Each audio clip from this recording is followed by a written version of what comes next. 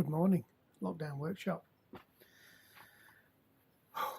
It's cold in here. I keep saying that, but it's cold. It's starting to actually feel like November now. It's probably only about 5 or 6 degrees outside. I've just spent the last 20 minutes kicking the heater to try and get the safety cutoff to not cut off.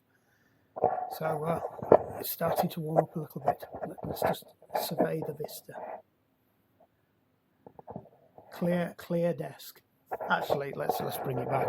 Now, let's be honest. I've just shoved everything over there. The wood panels are down there. Let's have a quick walk round. I've just give this a quick rub down to get some of the surface rust off it because it was annoying me. No reason. It's because it's all going to be the same again tomorrow. I need to get some wax and oil on it. I need to get some wax on it just to protect it over the rest of the winter until I get it sold. We've got one last job for it this morning. I do need to trim the panel up here. So that's that 1/4 inch stuff I've had stashed at the back. That's going to sit inside there. Off camera, I took some measurements. So I took measurements, and to be honest, we're only a 1/16 out on all of them. So considering there's a bit of a Heath Robinson job with the router,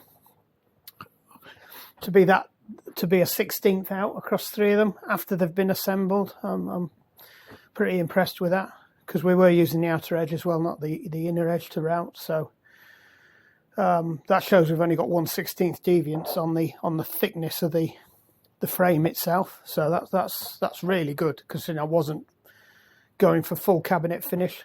You know, if I had, I would have done things like sanded down these screw heads. I would have levelled out this base plate here, because I know that wasn't slightly level, and that will have caused some movement.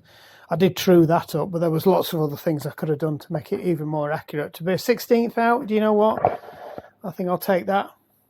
I mean, it's not the best mortiser I've got in the world, but, you know, it does the job. It's better than down chiseling it out anyway. Right, anyway, enough procrastination. We need to get cracking.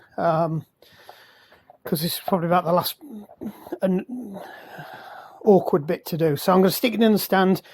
I've already taken the measurements for this. We'll get you up there. I'll show you how I rough cut this down before I feed it through there, because if I try and feed this through, it's just unwieldy. It's too wide. So I'm just going to get it down to a more manageable size, and to make sure that I'm not using any bits that are rough as a dog's ass, as they say in Yorkshire. Right, where's the best place for this? The trouble is the legs are right down at the moment. It means every time I move you, right, shrink it a bit. So rather than sat in here on the table. This is what I must use. It looks like a clamp on it, because it's got a very small footprint. So when he's dragging you around the workshop on that, it's not banging into as many things. But I'm just using a cheap shitty photography tripod. Right, where's the best place for this? Let's sit you there, and then we'll have a play and see where you end up. Right, I just had a little play with this. So what I'm looking for is the edges that haven't been cut, and making sure they're not damaged. Yeah, sorry this thing's in the way. I'll put it back on because it was getting kicked around the floor. That edge there, I don't know if you can see that, bring that around. That edge there and that edge there, definitely the original cut edges. This is, I thought it was hardboard, it's not, it's actually MDF. And the way you can tell is, probably doesn't work for any other areas, but in the UK, if it's smooth on both sides, it's MDF. If it's smooth on one side and it's like dimpled, like it's got formwork marks on the other side, it's what we call hardboard. I don't know if I've got any in here to show you hardboard. You tend to find most of it's MDF now. We're into MDF. Thought I've got some down here. No, that's all. You tend to find you get flat pack furniture. Used to have a lot of hardboard as the backing, but even those are going to more MDF now. MDF is probably slightly softer. Hardboard's slightly harder, if that makes sense. It's because of the fibres they use in it, but this gives you a way better finish, and it's slightly easier to work with. But you can, when it's this thickness, you can deal with it in the same way as you can hardboard. So hardboard, you wouldn't bother cutting it. You wouldn't bother using a machine on it. You would cut it using a blade. So where's my tape measure gone? Oh, we're not going to use tape measures. We're going to use this. Need a pencil. Here's me. I thought I got everything nicely set up for you, and it turns out I haven't.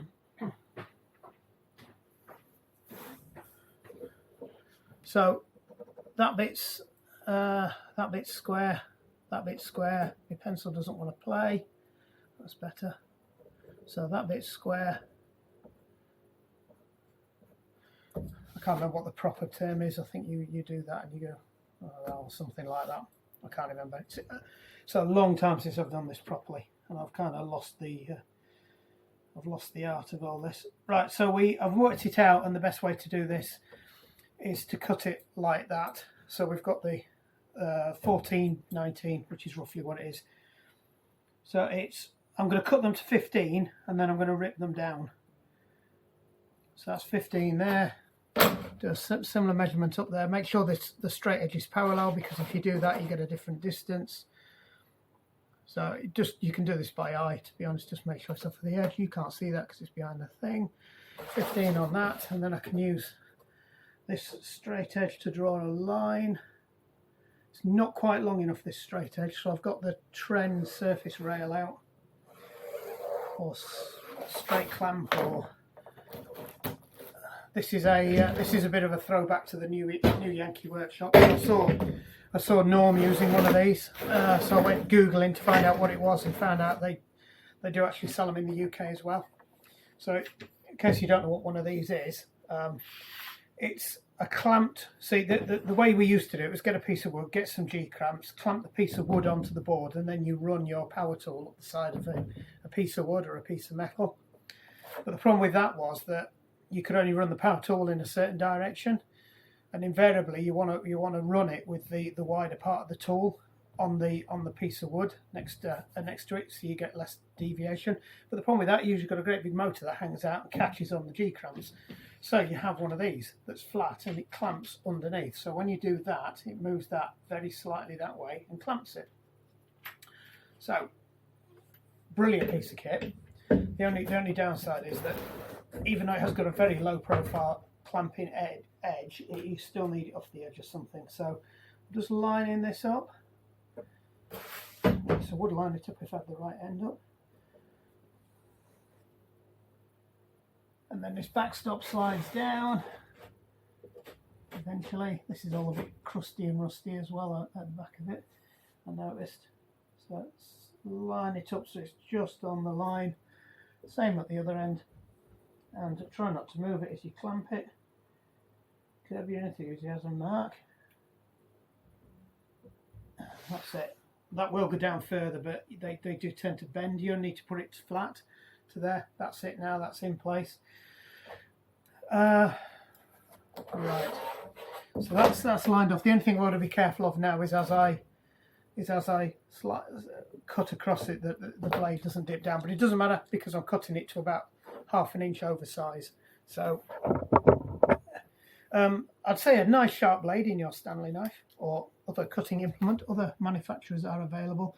Just take the first one as a score, because sometimes you might hit something, catch on it, or it just follows a bit of a grain that's in there. There shouldn't be one, but you know, you tend to waver a bit. Just put a couple of tracer lines in, and then you can start to get a bit harder. Now ideally, if I was just doing this to cut it straight to size for a panel or something, a back panel, you know, something that didn't matter, I would cut on the other side and then I would just break it, and you get a nice clean line with a little bit of filament in the middle that you can rub off. But because this is going through the bandsaw anyway, to make sure it's absolutely square and the right thickness, I'm going to take a few more passes through, and then I'm going to just snip it off. I'm about an eighth of the way through, so I'm probably about halfway through there. And once it's into that manageable size, it doesn't need to go down any smaller, to be honest, because I can handle the rest of it on there. So if I just push that gently now, do it off the end of the bed, ideally. You can hear it going. That's it.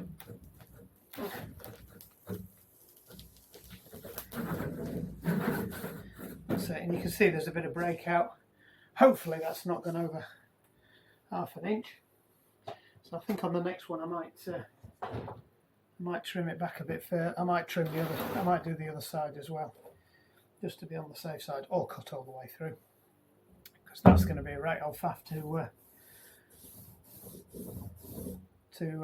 get that off now. It's okay because I'll be using the cutting board, so I might go a bit further this time. Cut it to about 16. So because we've got a nice straight edge there that we've cut, I can measure just back again. Get it so I know it's parallel. 16 on the edge. Right down there, you can see that again.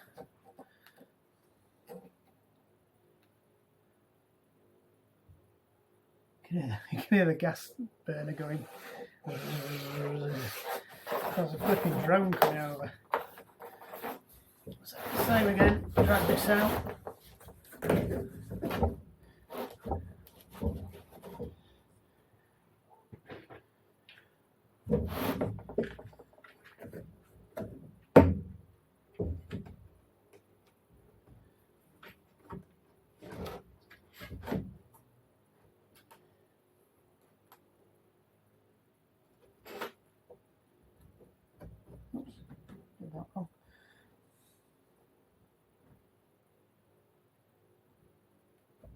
That's it, that's on. Just get it a bit more supported.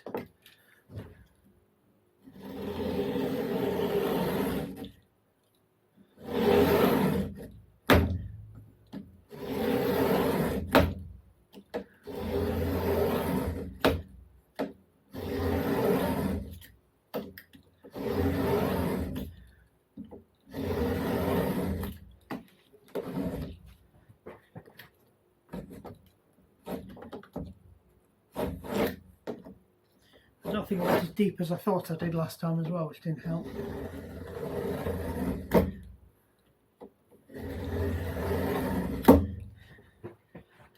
Because you tend to ease off as you come to the end as well. This bit's starting to go. You can see I'm actually nearly through now, so I might as well keep going.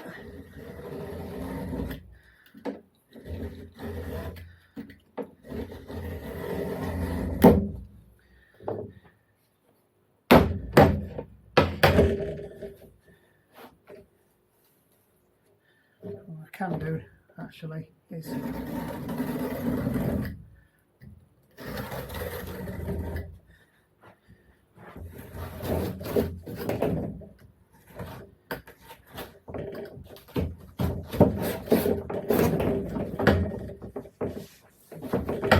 that's a bit better than the other one. So one last one to go.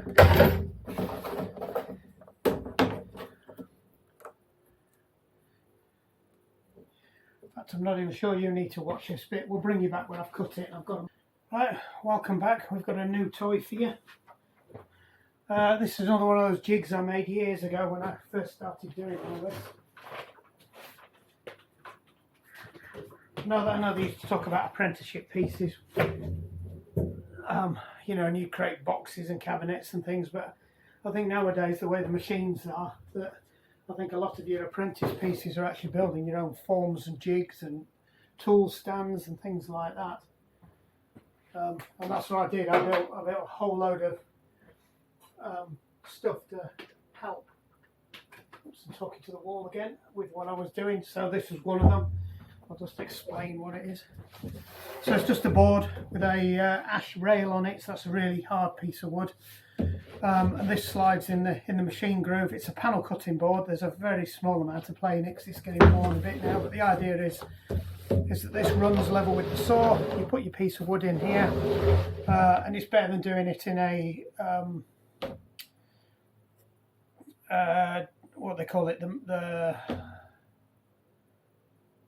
can't remember what they call it now. The fence, anyway, there's a parallel fence that you get with most of the machines. This is a more accurate way of doing it. It's designed for doing panels, large, come with some bits of wood. Like I said, it is suffering a bit. You do have to make sure the back edge is clean, and there's I've got some bits of all sorts of like spider's nests or something stuck on that back edge. So you need to make sure that's nice and flat against there. You know exactly what you need to be ripping off. So we will have a look at the back edge and just take a look at the worst bit. So we need to take about just under 1/4 inch off this bit. So we'll line that up. Get the dust extractor is quite important for this stuff, because this fibreboard is made out of little fibres of wood. You don't know what the wood is, and a lot of woods are actually carcinogenic, so you do need to be careful with them. And also you don't know what's in the glue.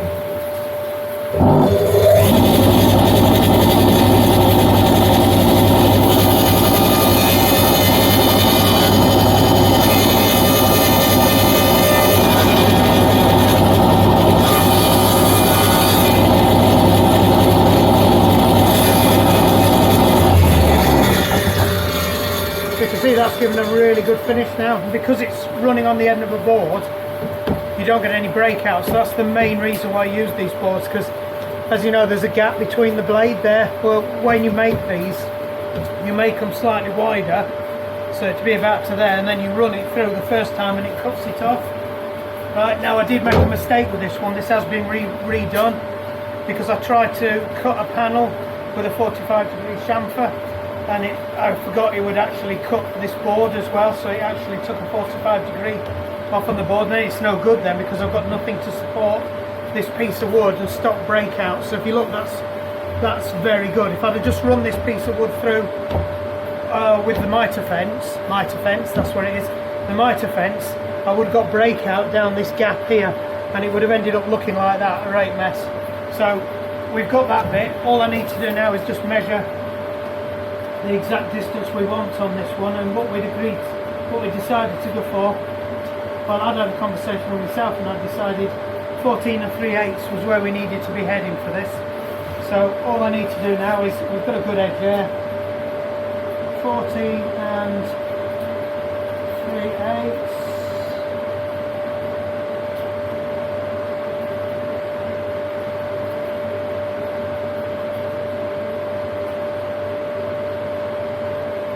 So we'll just line that up. What we'll do is we'll draw that line across there. Don't break the thing. We don't need anything more fancy than that. Just that line will do it. Put a little thing to make sure we know that that's the line we want. Bring this back and line it up with the edge of there. Now actually, because I'm cutting quite a long route on there, and I just want to have a look at this timber, what I think I'm going to do is, now because I've got a straight edge there, is I think I'm going to cut it to width as well. So what I'll do is, it needs to be 19 7/16, which is actually just a 16th under 19.5. So we'll just measure that. Actually, let's do it the proper way. I'm going to line where I need it, not where it's here and there. So get that on 19 7/16. Just draw my line down. Right, this edge is good, we've checked that. That's square, that's square. We've got a square edge here to sit on. So I can now just run this through there. Just line that up with that.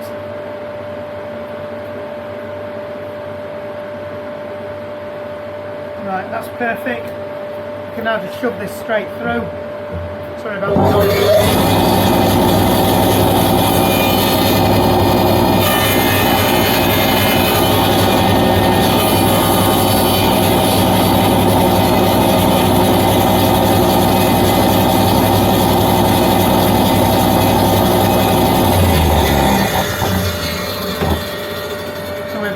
Two good edges.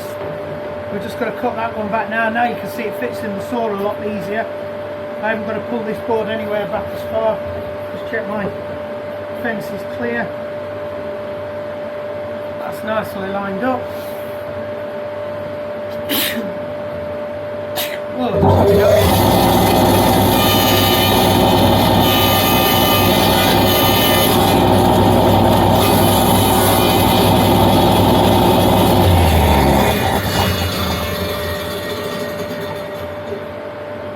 That's the panel cutting jig, so that should fit in.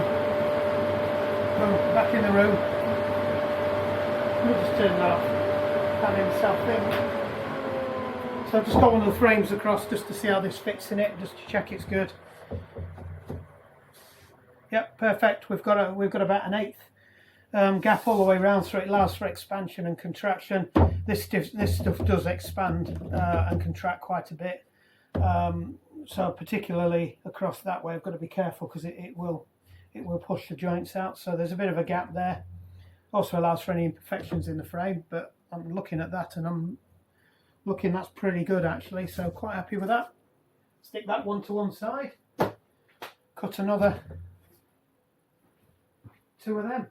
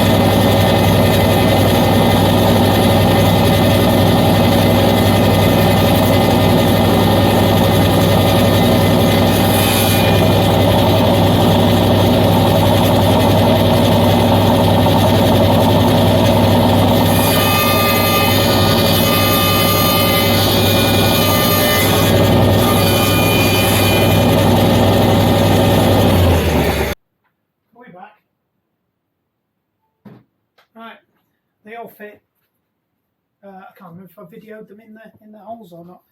We're just going to give them a seal coat of anything really. You could use diluted emulsion, you could use undercoat, you could varnish them. I can't be asked to gloss them or anyway, because they would take too long to get ready. I'm just checking the surfaces are all smooth and nice. Let's just check the other side as well.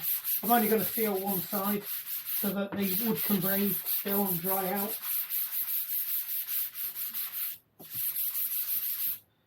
So that one's ready. Let's get another one. You'll get the idea. This looks a little bit scabbier. Depends where they were in the workshop and what rats were climbing all over. Because that bit of the workshop has been just a little bit rat infested. I'm going to put it down on a drip on my tea as well. We seem to have had a lot of, and that's one of them there as well. We seem to have had a lot of spiders laying their nests on them. And they really do eat into the surface. So there was lots of used nests which I had to pick off because they didn't compress and they were stopping me from getting it along the edge. But main thing is just to tidy up these edges. There's nothing that flicks or breaks out.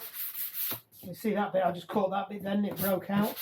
So if you get them all rounded off, you're less likely to snag them.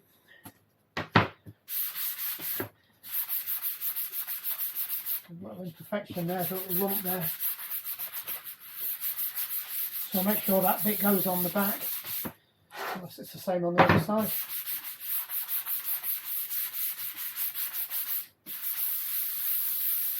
Not too bothered about dust contamination at the moment because they're probably going to have 2 coats anyway. The first coat will cause all the fibres to lift up, and then I knock it back again with a coarse-ish block that keys the surface up, takes off all the filaments that have lifted up. Then you give it a second coat, and if you need to, knock it back again with something like wire wool, and then put the final coat on. And you can still take that back with wire wool as well, but you don't need to go any further at that point. So let's get some varnish on. What I've got though is don't appear to have. No, we don't. I had a roller, but it appears to have disappeared. Somebody's raided the roller drawer. Let me roll these back in here. And there should be a small roller in there, and there's not. So I will go play hunt the roller. I've located them.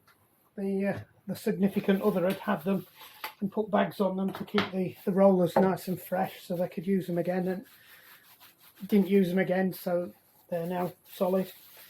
I can't even get it off this one. I'm not so bothered about this one. This is the radiator. There we go, that's off. So that's what I was looking for, just some of these to stick the rollers on. They're going in the bin.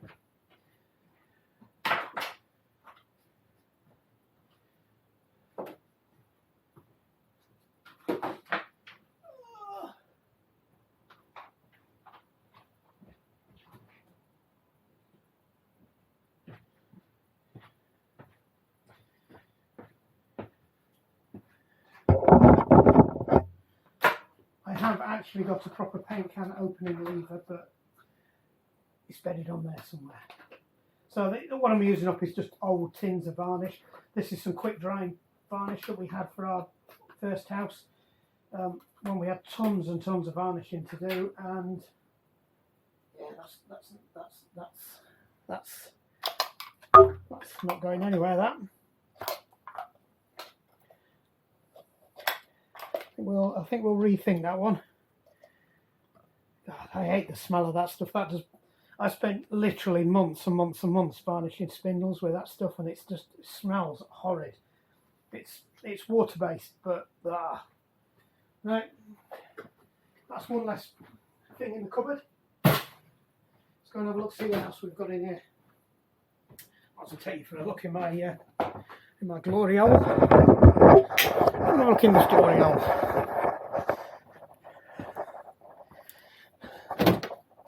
Something else that needs fixing there. Right, so this is the much depleted paints and varnishes cupboard. Though for some reason the spray paint, actually there's some more up here.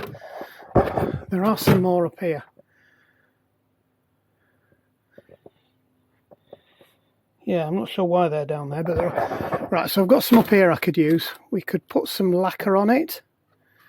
We've got some metal paint, I'd rather not use that. We've got some garden stuff, I'll save that because Joanne bought that. That's the... Some lighter, that shouldn't be in there. Something lighter fluid. Tyre shine shouldn't be in there, that should be in there. These cupboards really need sorting out. Instant drain cleaner, I'm definitely sure that shouldn't be in there. That's wood glue. So that's the other option, is to mix up some PVA and use that as a sizer. What else have we got? Oh, we do have some more. What are these? Nope, that's wax. Could wax them, to be honest.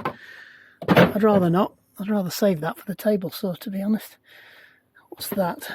Non-drip gloss. Oh, I really don't want to gloss it. That's the Danish oil. We're not going to waste that because we're starting to run out of that. I think it's going to have to be something that's up here. We've got loads under the house, to be honest.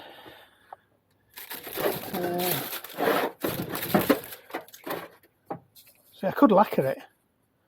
And that dries quite quickly.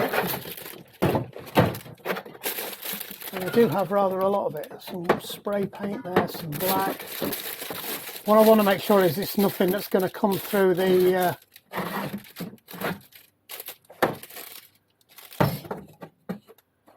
satin black. No, I will not use that. Auto spray, what's that one? I don't even know what colour that is. Oh, it's like it says it's a filler primer on there. The rest of that's metal paint. I think we'll go with some lacquer. We'll put some lacquer on it. We've got plenty of lacquer.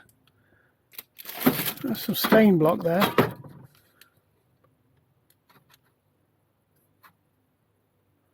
Dries in 10 minutes. Possibly use that.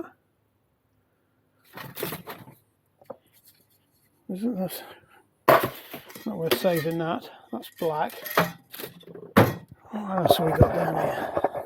It might be we end up using the varnish. So we've got some walnut varnish here, but I really didn't want to put a colour on in case Joanne picks something light that the colour shows through. But it's going to be the same colour as the... It's going to take ages to dry though. It needs to be something quick drying.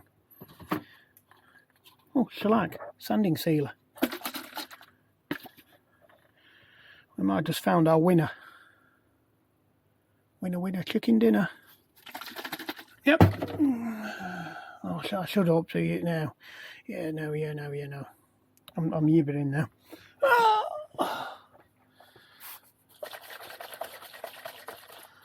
Let's see where we go with this. Just going to stick it in the mount. Nice clean tray. Might as well use it. It's just sat in there. Can't see me using it for anything else in the near future. And if I was doing something that specifically needed it, I'd buy it. Now, the question is, has it gone bad? No, that looks okay.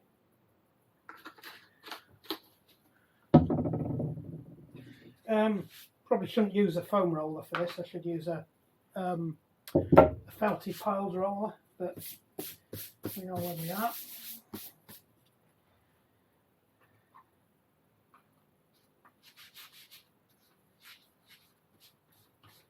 I should have cleaned the roller holder before. Doesn't really matter as long as it smooths it out.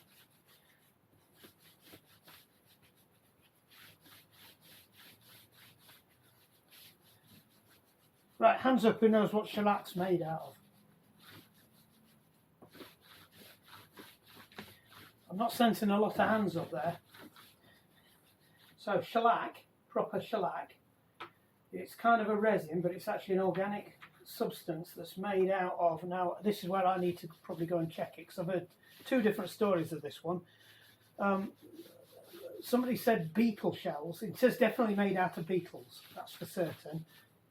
I've heard one story that it's made out of they process beetle shells, and the other one is they process beetle sort of larvae pupae pods to get the shellac. Either way, it's an organic thing, and it's probably not very good for the beetle. It does have quite a lot. It's got quite a big solvent in it. It's very stinky. So you do need to be careful with this. But it's pretty much one of the go-to old school woodworkers, what they use, rather than a undercoat, because it really does go on there well. You can see that it's nearly dried already. You don't get as much lift with it as well. You can also use it for French polishing to repair, so it's quite a good thing. We might not even get all of it on here, so we might have to go to something else afterwards, which might end up being the yeah, see, it's starting to break down as well. We'll need to be careful we don't put that lot on the next piece of wood. So I have to pick them lumps off, smear it round. You can put this on with a rag, you can put this on with a sponge. I did have some sponge paintbrushes that were specifically for putting shellac and oils on woods, because what you can do with this is you can use it to seal it, which I could do for those frames I've made over there. You put it on as a seal, and then you rub your oil in over the top of it, because it remains porous. Even though it's an oil-based one, it still remains porous. It's one of those things, you know. Do you know what? Somebody invented it thousands of years ago, because even old papier-mâché things that are like several thousand years old that they find have been sealed with shellac. So it's just one of those things. It works. Don't mess about with it.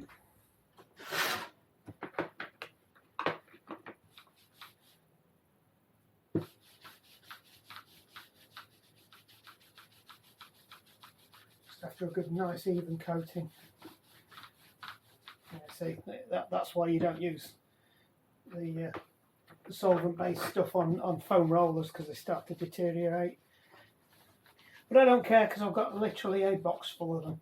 This is some of the stuff that was left from there was a local DIY shop that closed down, and because they got taken over by another chain DIY shop.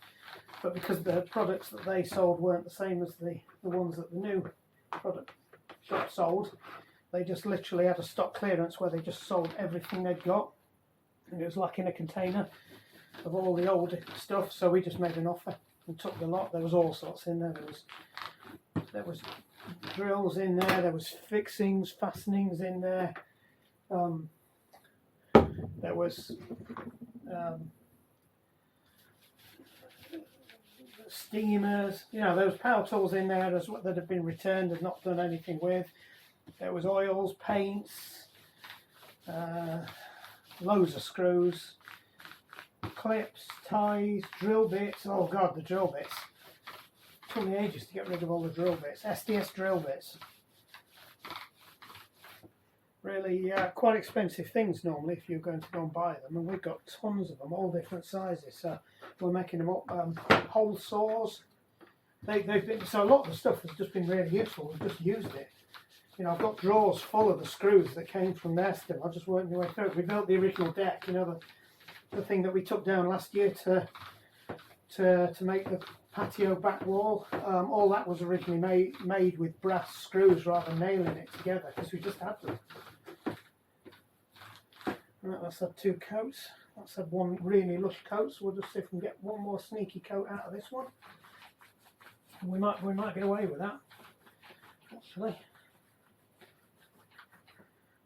These lumpy white bits off where it's started to break down.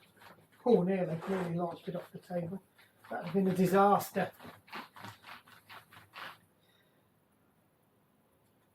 I think that's about it. That one. Hopefully that's enough to seal it now, because we've run out. So that's good, because that's another thing I can. Oh, there's a little bit left in there. this one.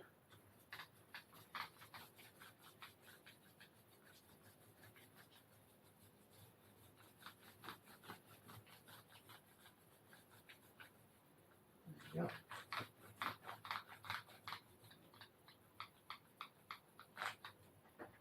The last bit on this one, because this one's only had one coat, but it had a liberal one coat. So I've got my back to you there. How rude.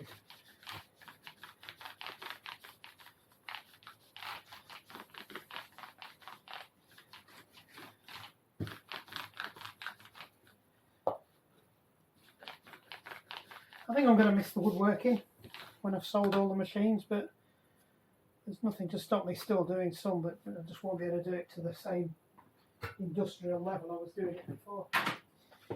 Oh, the phone says your battery is low, so we'll just kill that off now while these are drying, get you a new battery in, and then move on to oiling the boom, back again.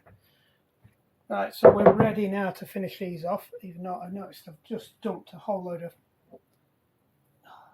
It's the problem, everything's getting contaminated now. We've got so much dust and crap everywhere.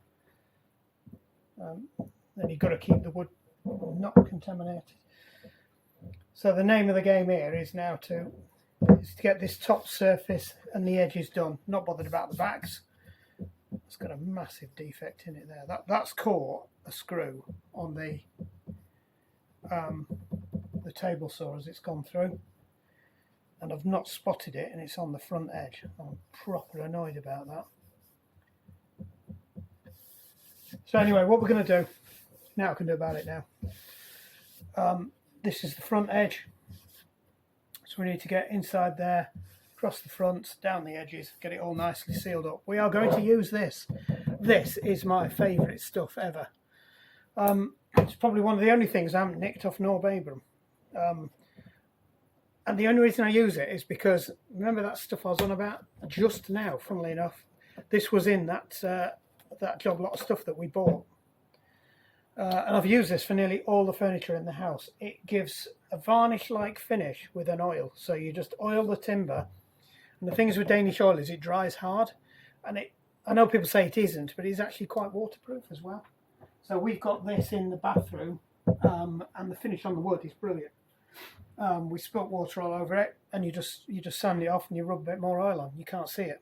So again, they tend to use this a lot in repairing French polishing. Looking for something to pour it in that's not one of my expensive tubs. I did have some old metal dog dishes in here, which I can't find, so I'm gonna repurpose this for it.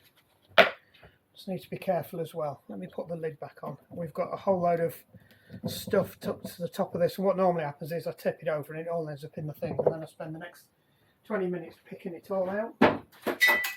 So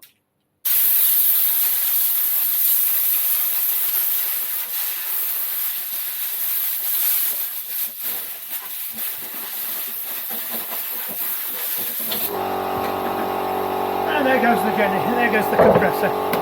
It is actually quite corrosive as well, so I don't know if you can see, it's really eating away the top of that.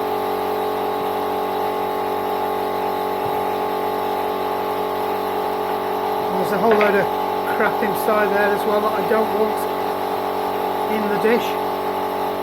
Let's see how we go with that.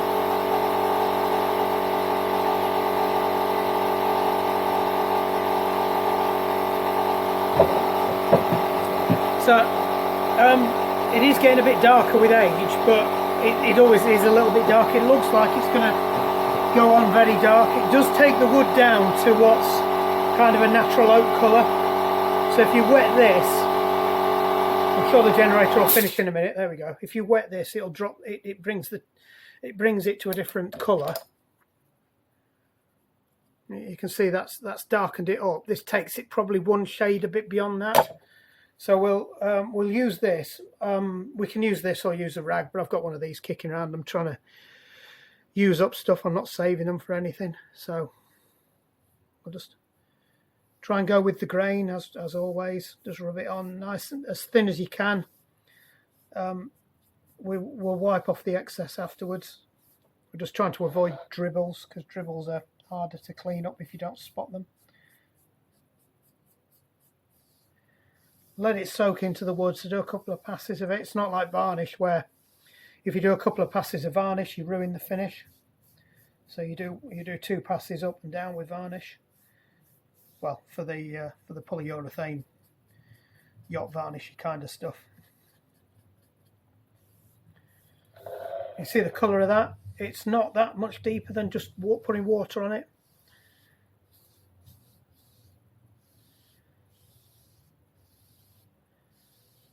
Again, I'm not going to bother doing the backs because I want the wood to breathe.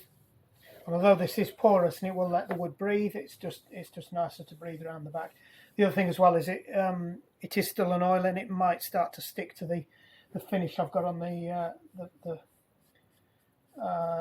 the framework that it's going to sit in, because that's just emulsion.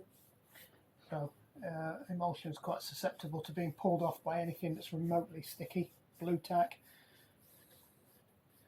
Kids' bedrooms, you know what kids' bedrooms walls are like. When you take all the posters down, half the emulsion comes off the wall.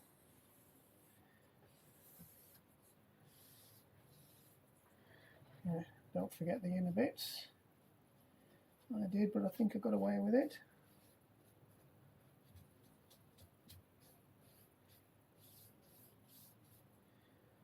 Sorry, I'm going to have to bend over you here.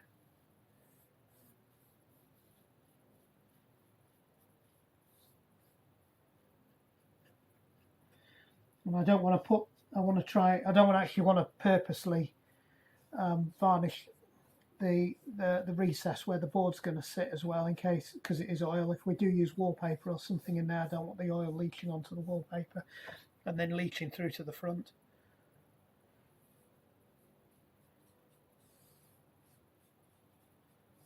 Something very therapeutic about varnishing and painting. I do actually enjoy it. I know Joanne says I don't. I do. Just get in your rhythm. Just get going. Crack on. Stick the radio on. Listen to some football or something on the radio. Stick your favourite tracks on and just switch off.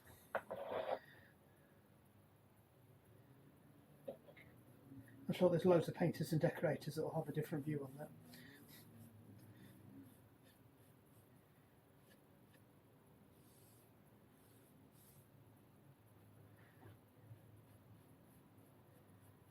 It's all the prep I find faffy.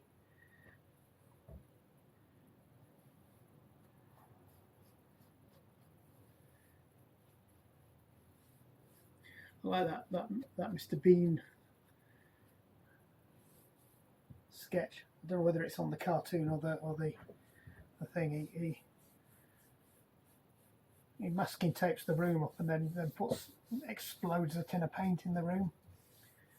But he doesn't get out there. He can't get out the door. He gets locked in and the paint can explodes, and then he steps and you can't see everything, just looks white, and then he steps away from the wall and you can see where he was stood. Just maybe utilise all them drips rather than loading the brush up again. The good thing about not doing the other side is I can go and put this somewhere now to dry. And hopefully stop kicking up dust, because that's going to be the biggest problem at the moment, is kicking up dust. Now what you don't want to do with this is leave it so it's thick. It wants to just have a nice coating. So what I may do, I'm going to pass over it a couple of times, just make sure I've not missed any bits. I've missed that bit there. And just make sure it's nice and smooth. There's nothing that's dropped on it. There's nothing that's dropped off my coat, because that's another problem. You almost want to go and change your clothes if you're going to do it properly. I know, they wear anti-fibre suits when they're spraying cars. You want to be doing the same really with varnishing if you want a really good finish. But look, just look at the way that's fetched the grain up. That's what I love about Danish oil. Look at that tigering in the wood there now.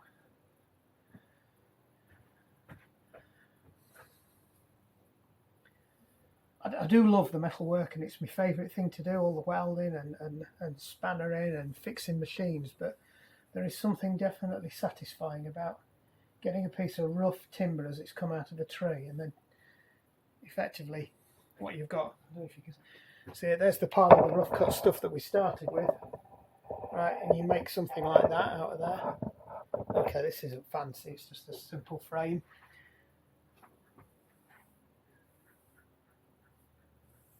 Yeah, there's a lot on there. I might have to get a rag and just give that a quick wipe over.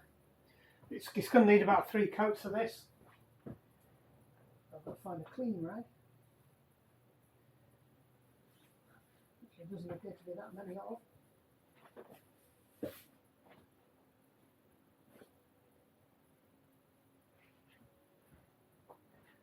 One of my missus's tops that she's dumped in here.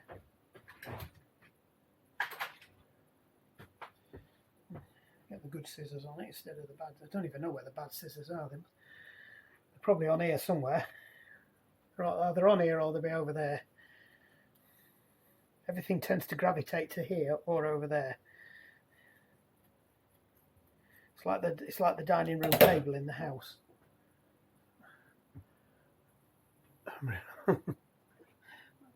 That didn't land where it was supposed to. Right, let's just snip this out. Come on.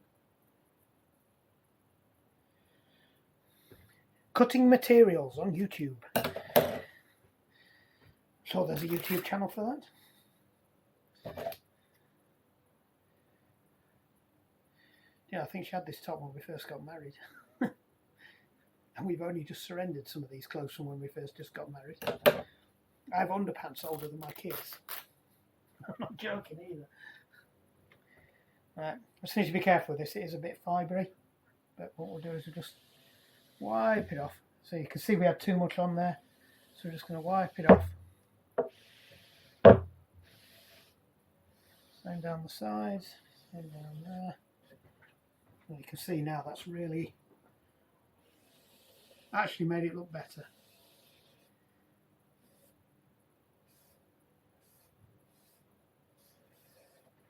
So I normally put it on with a rag because you can really massage it into the wood.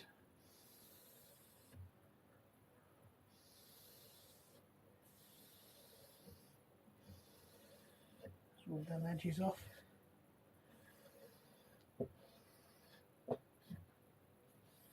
Run it around there, and then we can move this one, put it somewhere safe, and move on to the next one.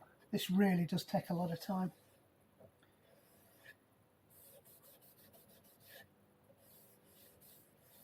What it does do is it gets you can see any bits that aren't quite taking it or are soaking it up more, and you can just work more in there. You've got quite a long working period with it. It's not like because it's a chemical reaction that goes on in varnish. This is just drying. It's just the solvent that's coming out of it. So it does dry quite quickly, but you've got as long as you keep working it, it works quite nicely. So that's got a really nice finish on it now. Question is, where do I put it? I haven't got anywhere to put it. So I will bring it back. Right, let me turn you off and I'll go. Right. We're back. Boom. Right, past one. They're just nicely setting up. So you can see they're actually starting to dull down now as it's drawing the oil in. We'll just leave them for a bit. I can't remember what the drying time is, about 20 minutes or something. I'll need to check on the can.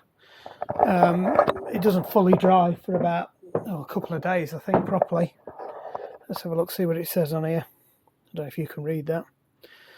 Preparation. Surface must be clean, dry, bare, smooth, sanded. Oils, woods, teaks would need to be wiped with white spirit beforehand. Well, we haven't got that because we didn't use them. This is not an oily wood. Applications using a clean, soft brush or cloth. Liberally then wipe off excess. We've done that. New or bare wood should be oiled 3 times. We're going to do that. The exterior wood must have a minimum of 3 coats. Well, we're going to give 3 anyway. Regular re-oiling. It doesn't say how long between coats though. Oh, recoating time. Allow 4 to 8 hours between applications. Bugger. I guess that's me off for the rest of the day. And there you go, rubbing down.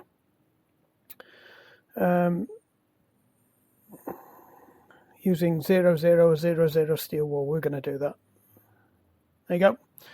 So there you are. 4 hours in between coats. There's not a lot I can do now. What I can do, but it's going to kick up a load of dust, is actually make the edge fastenings. But what I'd rather do is get these finished and get these made up. Well, when I can take these out because they have been finished. Don't like where that is. Let me just move that across. So it's not. Same with that one. Let's just move them out of the way. I don't like it where it's resting on the edge, because if anything does come out, it'll go under. You'll see you might see some pooling on there. Let's say it's under on that side now. Just check this one. Yeah, it's all drying nicely. That bit where it's obviously ragged it on the screw and it's bruised the wood. It actually looks like a defect in the wood rather than I've done something to it. I have done something to it, but you can't see it. There's a little bit there I've missed with the sander too, but again, that it does look a bit like some cross graining in the wood, because you do get that sometimes. But no, quite pleased with all that. That's the thing, is this shows how good your sanding is, the oil, because it will bring it up and it lifts it up, so you can see this little patch there. But when we take it back, a lot of that will disappear because you start to fill it in with the actual lacquer, it's the oil itself. So all's looking well. They're looking quite good. See what I mean about the lightening up already? So this is what they call a light oak finish. I just love oak. It's just got so much variation. I mean, a lot of people wouldn't use that because of the tigering in it, and they just go for these very. That's the one that's got the perfect classic. That's a very classic oak grain, and that's what they go for. People don't like these swirly patterns, but I love it. I mean, that one, because it's a bit too close to a heartwood, that piece, I probably shouldn't have used it, but I just love the way it looks. This is a perfect piece. That's just perfect grain in all of that. So we'll put that in the middle, and then we'll probably put these two on either side. This one's my favourite because of the tiger. I just love that effect you get on the wood there, the rippling, and that's just a proper piece of classic tigering. That it's going to stink in here for ages now. See if I can find a lid for that. Right, well, I'll bring you back for another coat. She looks quite calm in the workshop today. That's the weather doing outside. The weather's picked up. It was awful earlier. What are the chickens up to? Chickens are on lockdown again. Bird flu's hit, so we're on flock down again. So the wife's out there de-ratting and de-shitting the chicken huts. Let's stick it back in the stand. Right, I'm not even sure how many, how much we've recorded there. Probably tell you in the back of the camera. Let's have a look. 34 minutes, so about halfway through the show. Right, bring you back in a minute. Boom. Back again, battery 58%. Right, so we're carrying on shooting from the other day. So it's this shouldn't be a new video. This should be just a carry on to the existing video. Let's just have a quick look at where we are. So they look really nice. They've got a nice satiny finish on them. If I rub my hand over, though, I can feel that the grain has lifted in places. So we will flat them back again and then give them another coat. They've had 2 coats. Well, probably about 1.5, because I put the second coat on a bit too early. So we'll try and get them finished today. I did make a bit of a mistake last week, but we'll rectify it now. It's no biggie. That one feels really nice. A little bit of roughness there. Fingers are way more sensitive. It's flipping freezing in here, by the way. Really, temperatures are really starting to drop now. Even the lake I swim in has dropped from 12 degrees down to 8 degrees. So all the open water swimmers are moaning. We've got a fan down there that needs fixing too. I do need to cut these ready for the mounting blocks. So I need 1, 2, 3, 4, 5, 6 of them with enough room to put 2 screws in each of them. So altogether I need 12 blocks.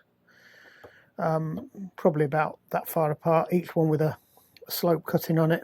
So we'll mark these out. We'll use these pieces of timber here. They're perfect for it.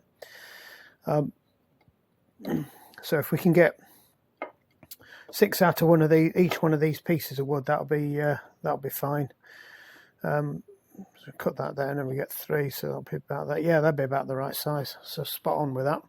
We'll cut them out now. The reason I said I made a bit of a mistake is I should have really done this before I started varnishing, because it's going to kick a load of shit up into the air. So we'll get them done now, and then I'll go back to finishing off sanding these down. So I'll just mark these bits of timber up. You don't really need to see that now. And I'll bring you back in a couple of minutes. I've got about 30 minutes left on this SIM card, if I have a look.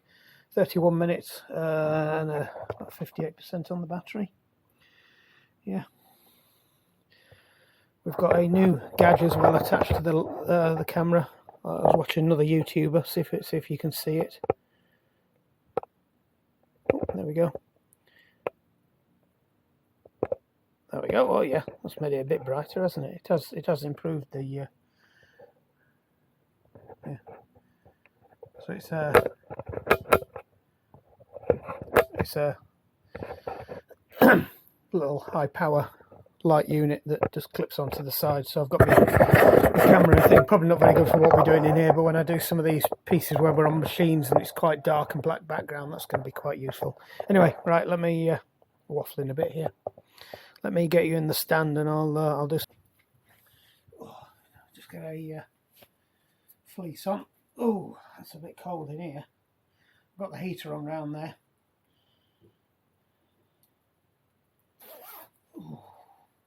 I just found two better bits of wood actually, because one of the pieces I'd got was fairly rough. It had not been planed on that edge, so we'll see how we go with these. So we need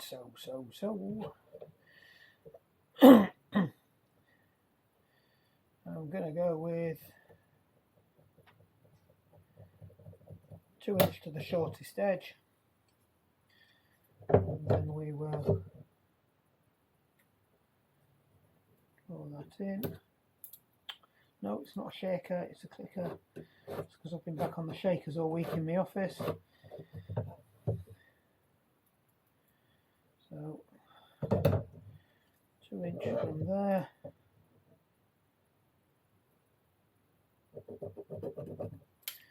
So this will work a bit smarter here.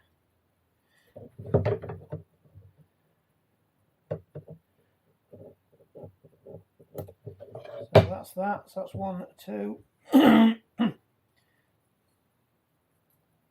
Another 2 inches.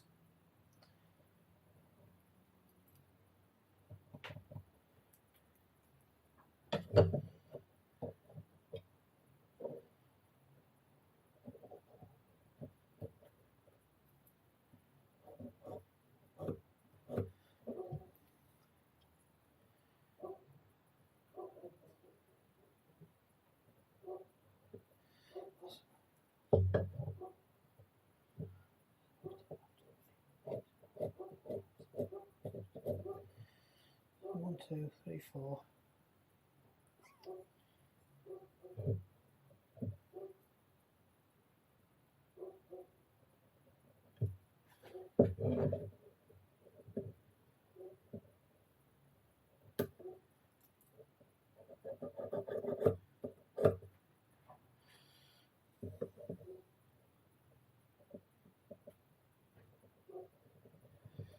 You don't have to be perfect. The length doesn't really matter with these. Sorry, I've completely got a world of my own then. I completely forgot. We've got 1, 2, 3, 4, 5, 6. So that's 6.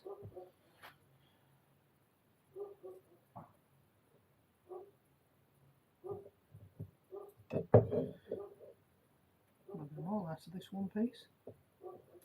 Might not though.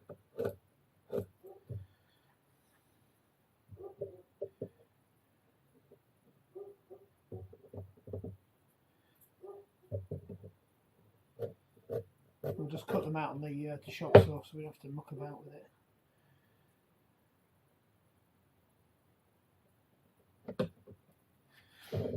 Stinks of chemicals in here. That's one thing with Danish oil, it does smell.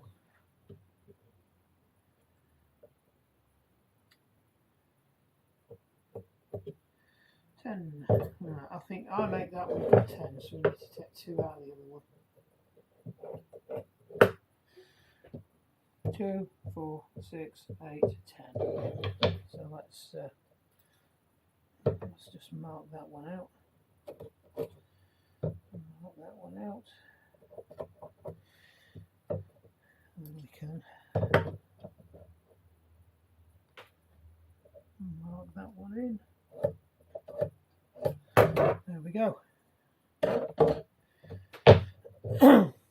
Now, ideally, I should probably actually mark each of these so they're a pair, but for this application, it doesn't need to be that accurate. If it was a bigger piece or I was hanging a unit on a wall, I might go for a bit more accuracy, but it doesn't really matter with this. So, do you want to go over there or do you want to stay over here? So we're just going to use the chop saw. Let me stick you. Oops. Stick it there. You can see from there, can't you? Look at the screen. Oh yeah, you can see. Always makes me wonder how the image moves around. It's almost like it's tracking the image within the camera. I don't know what it does with this fixed lens. Let's just move that out of the way. I don't know if this is still plugged in, to be honest. I thought I might have unplugged it. I have unplugged it.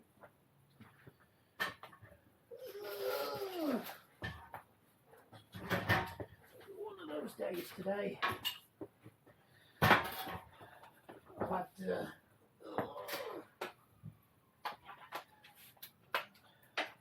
cold and a chest infection all week, so I've been COVID testing just in case that it's not COVID. But it is sitting hanging on my chest.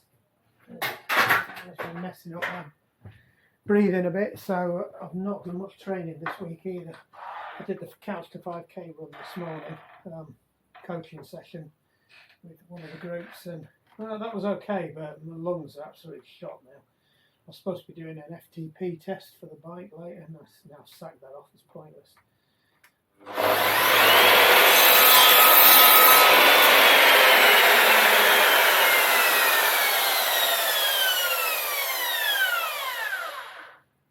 Let me turn the light on. Now, these are quite short pieces, so I don't really want to be getting my fingers anywhere near there because the blade's going to be coming out of here and I'm going to be holding it like that. So I've broken the rule of keeping a hand width away from the blade. So what I'm going to do is, I'm still going to have that problem down there, though I might.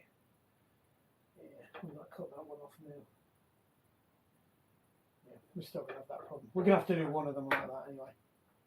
I just need to work out what's that one. So just knock it round to 45, that looks like it's bang on the line, so.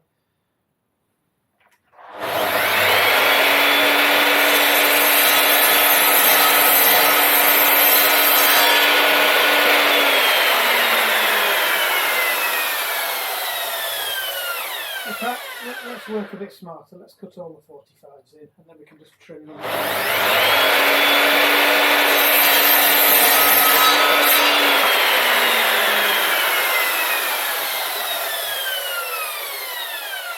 It's a lot easier for me to hold one of these and cut a straight than it is cut an angle. I mean, you can see how close my hand is there.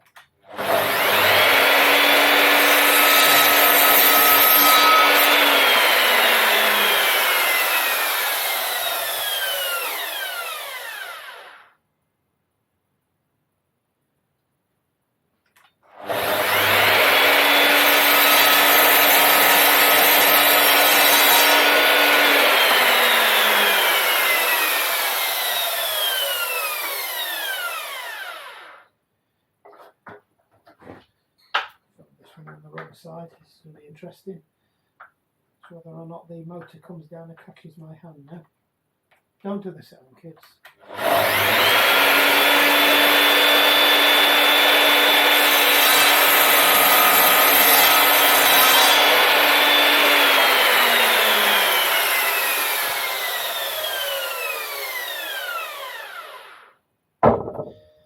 Right, straight cuts now. Back to the 90.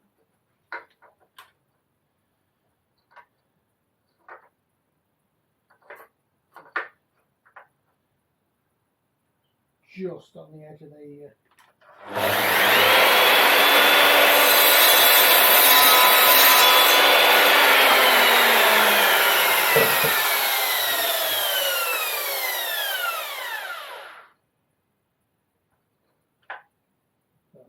that puts a bit more of it on the fence. I can still see where the lasers.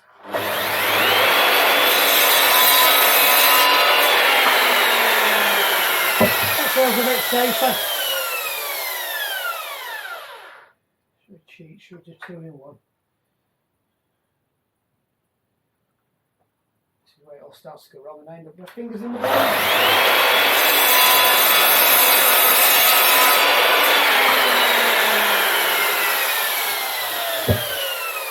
It's a good one.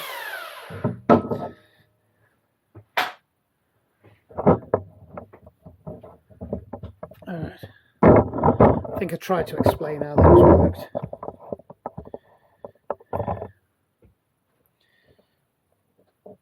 So one of these pieces gets screwed onto the back of the door. I think it's about there on the other side because this is the front, but just imagine this is the back. That gets screwed onto the frame on the other side and you slide it in and you let go of it and it drops down like that. So that's fastened to the wall onto the inside edge on the other side. The hole that's there comes like that. So in theory these blocks will be screwed to the edge of the aperture. So if you imagine that the frame of the piece of wood that's going round is like that. Imagine that's the edge of the hole and this is what we're covering over with the door. That piece is screwed to there, that piece is screwed through into there, and then to get it off all you do is you just slide the door up, which effectively does that, and then you can lift it out. And what it does is that pins it in place because it sucks it in. So all we need to do is just sand those down and make them look nice. Just cleaning these up now. It's usually the bit I forget to do, and then suddenly remember as I come to fit them when they're loaded up with glue that I've got a big lump of wood. So you can see there the saw's just missed a bit. So we can either try and sand it off, or sometimes it's easier just to cut it off. You could use a chisel or a sharp Stanley knife. And then just make sure that mating edge is smooth. You can see that's not quite smooth. That was putting lines up then. That's getting better now. So before when I did it, it got a high spot on one side and you could just see it where the blade's not quite cleaned it. But that's looking a bit better now. Right. Make sure all the rough stuff's off and it's ready to receive any varnish. I don't generally varnish these, I just let them breathe.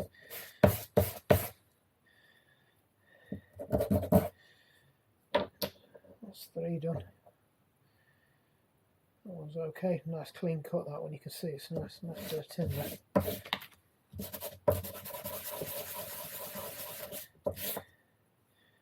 Could use the electric if I want to get that out and do it, but I think with these it doesn't need a massive amount, they just want knocking back.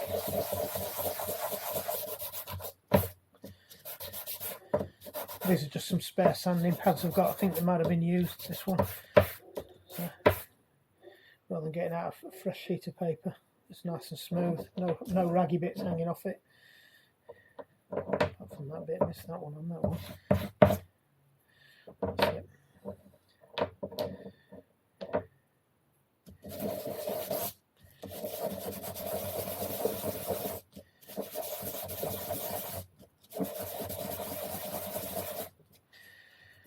These are the boring, laborious bits where you've got a lot of them to do. I mean, we've only got 3 units, but we've got 12 of these things to do. Right, we've got a low battery warning. I'll just finish off this one and then I'll turn you off and swap your battery out. And then bring you back when we're on to the next interesting bit. Right, catch you later, dudes.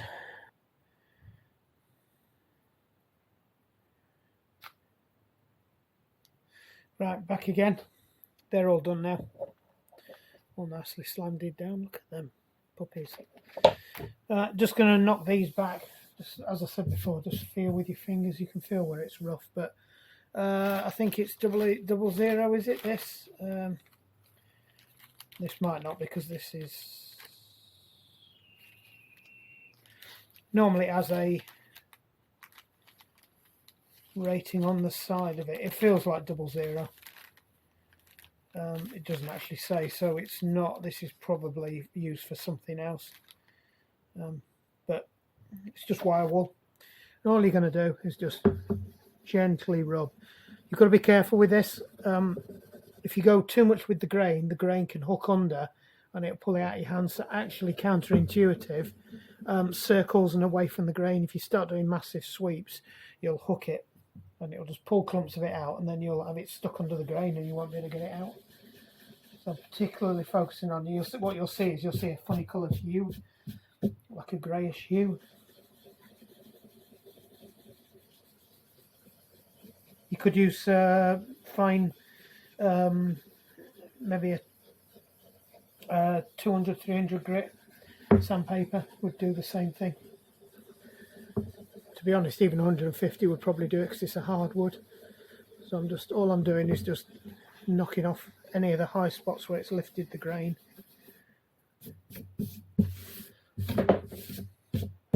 Nearly sent the thing of dust across the floor. Across the floor.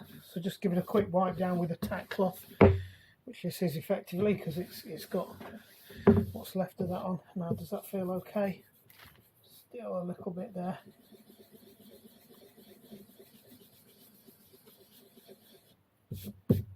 If you can't shift it, get something that's a little bit softer and just lightly. So that's 240. So that's a fairly fine grit. You can see that's smoothed it back nicely now. Let's do that bit there as well. Leading keys. So that's a bit of sand I missed before, so I'm just going to try and knock it back. I'm not going to be able to take it all down. We'll just try and get it so you can't see as much of the sanding marks. That feels alright, that feels nice. A little bit of sander mark on that one as well.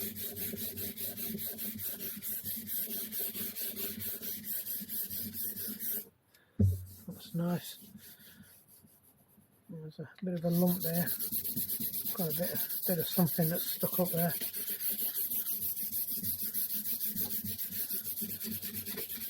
You can see as I'm doing this, it's flattening it back, and the silk finish is going. It's going back down to matte, so you kind of see where you've been. That's really smooth now. That. Scuff up the rest of the surface and help it take the next layer that's coming in. Because what you're doing is you're putting a key in as well. If I leave it too shiny, it'll just slide the next application across it.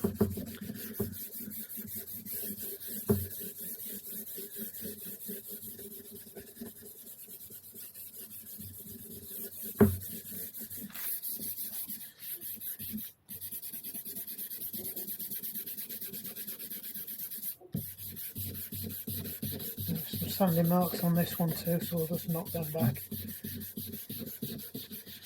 So I'll show you on this one and then I'll just crack on with the others. While you're doing this, so don't forget to do your edges, especially your ends.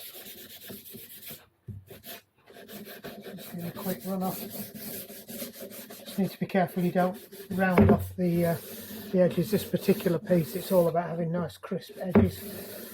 So you've just got to be careful when you're hand sanding that you're not knocking those off.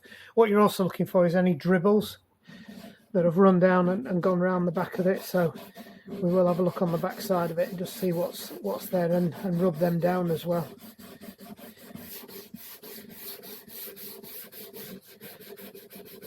You're always going to get some, but what we don't want to be doing is having to do a massive sanding job right at the end.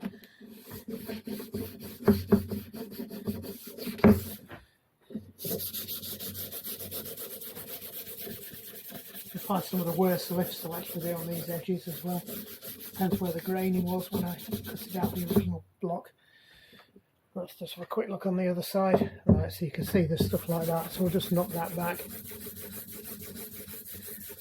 Depending on how bad this is at the end, I might get the power tool on it just to, because these will stick to the wood. The painted surface of the wood that we're putting it in front of.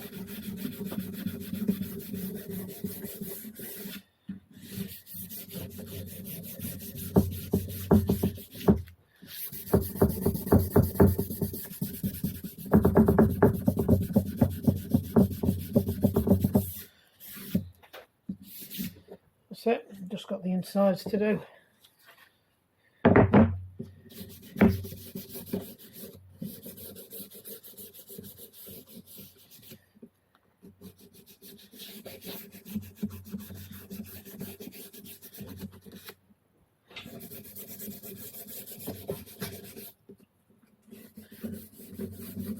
So what I said about these is they need at least one more coat. That's what they look like after this next coat. The more you put on, the more it builds up.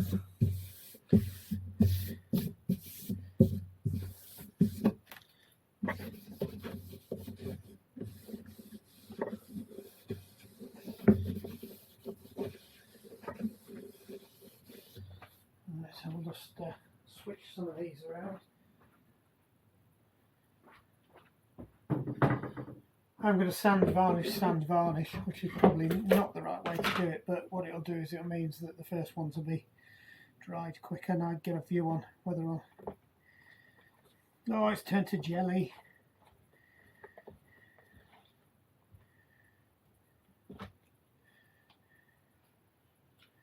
That's not good. I wonder why it's done that.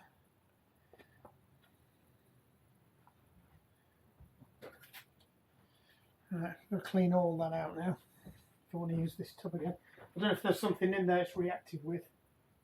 Shouldn't have done that. Oh, I mean, heater's gone off.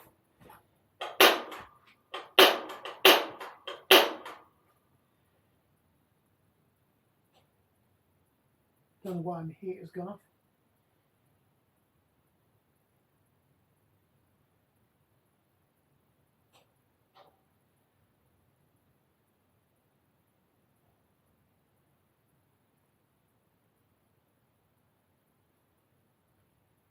Come on, heater.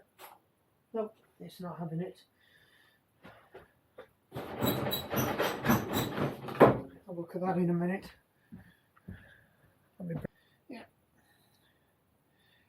Could even been something out of the cloth. Could have been the conditioner that was in the cloth that could have done that. Mental note for next time. Possibly tip what I've not used back in. Though if it is something in the cloth, probably not the best idea.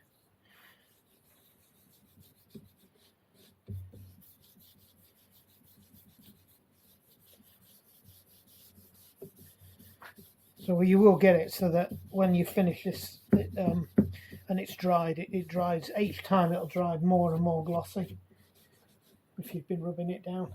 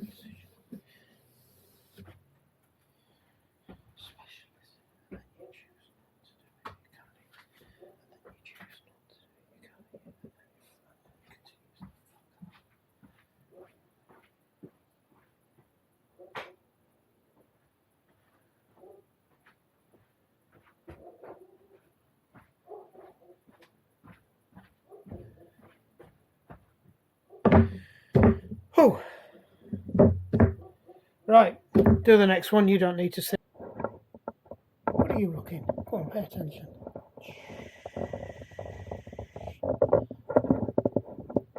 What are we up to over here? Let's try and get a bit closer. Can you see? Doesn't help the flipping phone I'm using to monitor is upside down. That better? Right. So I was just cutting a few of these. I was going to bring you back for the last couple. And I managed to break the drill bit. I don't know how, but these drill bits are quite old. So this is a pilot counter sunk screw bit. It's got a shank piece on there, so you can go down further and use dowel or plugs to cover up the screw hole. But if you just go down to that shoulder, it puts a nice counter sunk on with a little bit of a sleeve to allow. So if you imagine it cuts there, it puts a bit of a sleeve down there, so it allows the screw to move quite smoothly in that bit. So we're just doing some of them, and for some reason it snapped. I was using one block as a marker for the other, and I just went through there and it just sheared off. So I don't know whether it's metal fatigue or what. So I thought it's a good time to bring you back while I swap these out. So it just needs a new drill bit put in it. They are special drill bits. They're chamfered on there. I'm assuming it fits in here. It doesn't fit in there. So these must be for those, and they are, or it's a slightly bigger drill bit. Let me have a look, see if I've got some different sized ones. Oh, God, my back doesn't want to play today.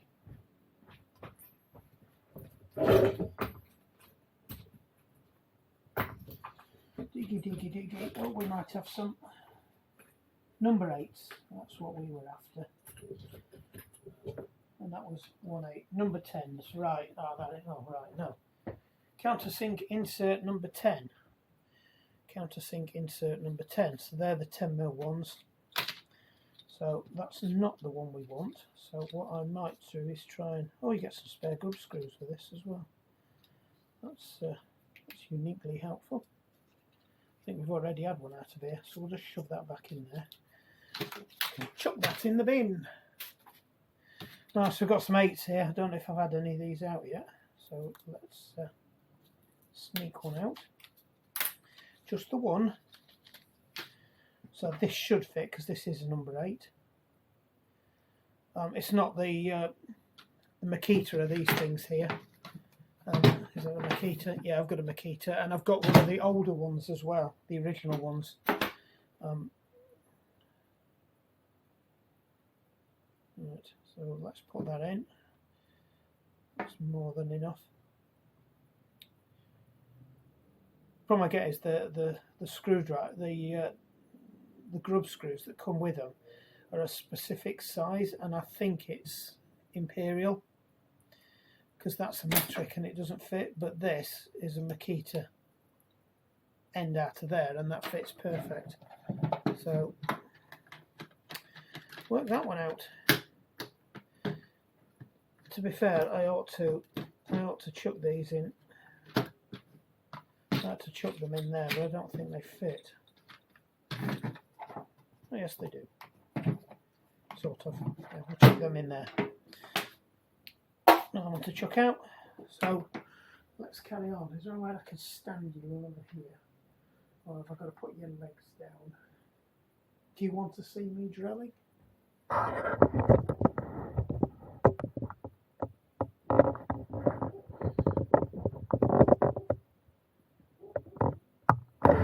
Let's have a look. You rate precariously perched. Right, bearing in mind this is quite funny as well. You missed this. I've had this pillar drill 20 years. I can never remember which way round to turn this. So I've finally written on the side of the casing which way is lock and which way is unlock. So with these, we've got to have 3 that goes on one side.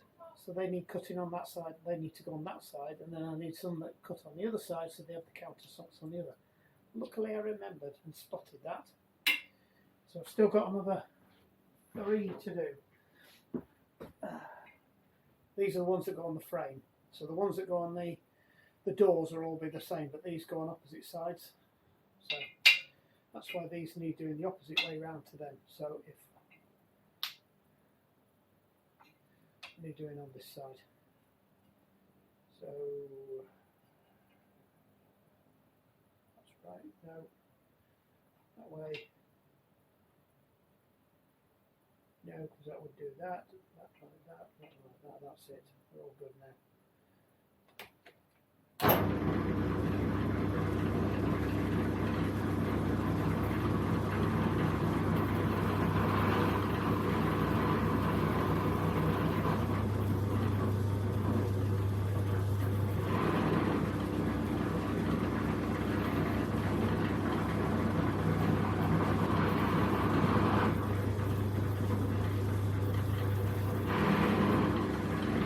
Now the reason I cut one block underneath is so when I go through, it reduces breakout on the back side of that. We had a few of those ones I did at the beginning, got a bit of breakout, so I have to sand them down. And what it does, it also gives. How rude. Storage ran out, so it looks like it might be a bit of a long one, this one. I am going to try and finish on this one. I really don't want to do any more of these, because all we've got to do is basically finish off varnishing them. Screw these on the back of the doors and put it all in the cupboard, which I may or may not show you because the house is a bit of a tip and the dogs might eat them. So those ones that did break out, I'm just going to tidy them up, and as it happens I was trying to avoid them to sand anything, but those bits I were using are quite old now and they're quite worn out, so they are chewing the timber up a bit. I don't know if you saw it was smoking a bit as well. So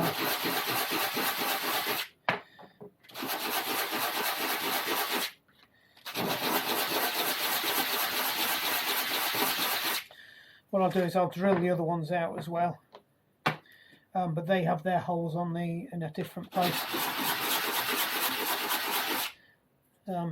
So they'll, because they go over and then catch onto these, they have their holes in the front countersunked so that it goes over and then latches on.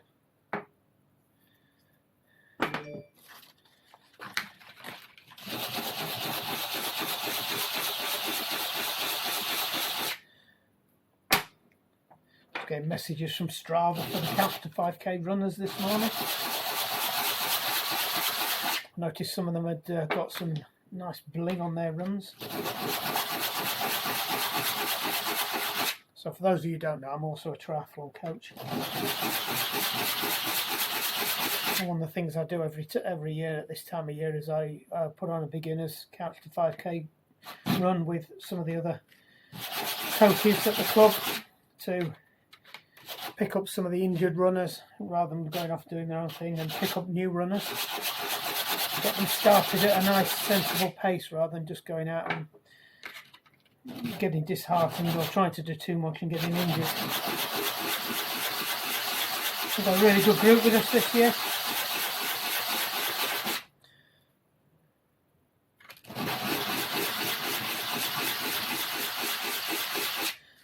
There we go. Right, so they're the ones that go on the frame. And all I've got to do now is cut the ones that go on the doors, so we'll just crack on with them. I'll bring you back when I'm ready to show you something. Boom, back in the room. Don't know what happened to that last one. Don't know how much was recorded, so you might be getting this all over again. It's quite toasty in here now. I'm not sure how much gas is left in the bottle. There's not anywhere near as much steam coming out of my mouth when I breathe. It's full of hot air. Anyway, right, so all I wanted to show you was these pieces. They're all done now, so they're the side ones. 3 one way, 3 the other way, and they're the ones that go on the back of the door, and they all face the same way. Not a lot I can do now until the wood's dried and it's had another coat of paint, and then what we can do is we can start assembling everything. We'll put the frames on the woodwork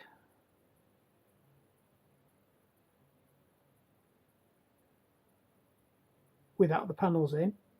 I had to think about that then. Completely lost my track. But what we will do is we will make, oh no, I can't really do it. I'm going to have to label the doors up 1, 2, 3 and 4. And then they'll all have their own slot. I was going to try and be a bit clever and see if I could do it. My idea could probably still do it. What I wanted to do was put the blocks on the cover door things all in exactly the same place, so the doors would be interchangeable. But I'm not going to be able to do that because the apertures that we're covering aren't quite the same, so the receiving blocks are going to be slightly different. So each door is going to be custom fitted to its own hole, so we will have to have some numbers written down, so we know which door's going on which hole and fit each one individually. They're all going to need leveling and lining up as well, so that's going to be interesting. Anyway, I'll bring you back when we're ready to do something. Boom, back again. Right, carry on from yesterday. Hopefully we'll get these finished today. Doors are ready. A little bit tacky. So I think they are pretty much taking all the oil they're going to take for now. So we might have to just let them dry off a bit more. That one doesn't feel too bad, actually. That one over there was the last one I did. Maybe I put a bit too much on. That one feels okay. So what I might do is get the heating cranked up in here. I'll go and take them in the house, get the wood to acclimatise. You are better off getting the wood in its final position before you put the fixings in place. So I'm thinking I might put the fastenings on the back of these doors ready and then go and take the whole lot in the house and just fit them in the house. I think that's possibly the best way to do it. Could do with having a tidy up. We're getting a bit out of hand in here. I will need to put something down to protect these. So do a musty and try and do everything with one hand again. This is why you don't get rid of any of your blocks. See, these are all packing pieces, spacers, and they're all solid bits of wood as well, so they're not going to move or bow or buckle or anything like that. Let's just shift your little stool over there, and we'll go and get the mat out of here again so I can assemble it. The wood panels look okay. They just need the wallpaper sticking to them. Oh, it's there. Look at that. I thought I was going to have to go in the cupboard and I'll not put it in. Probably because that was in the way.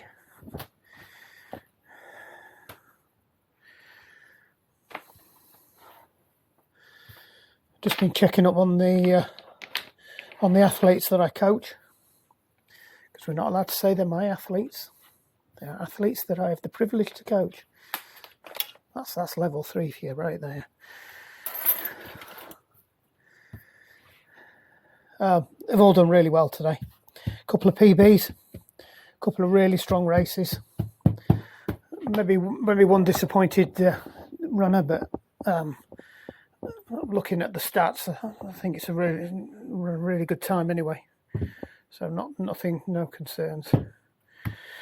Right, we do need to check the gaps on the apertures again, just to make sure that we're giving ourselves enough room to come inside it and that they are roughly in the middle of the doors. So I'll just go and quickly do that, and then I will. Lost my pencil again. What did I say yesterday? I spent more time looking for pencils than pens in here. I found it. Right, so they're all round about 17 3/8, maybe just under 17 3/8. So what I'm going to do is I'm just going to measure this out and use this as a measuring stick. So you're there. So we're just going to go 1/16 above 17 3/4, and then I know we'll be good. And then I can put that in the middle, and we should have the same offset on that inner bit, because I think these inner bits were fairly consistent all the way through, so we'll be there or thereabouts. I just need to check it, but that's physically the hole that's there anyway, so it doesn't. We can just centre it up. I left the laser on yesterday.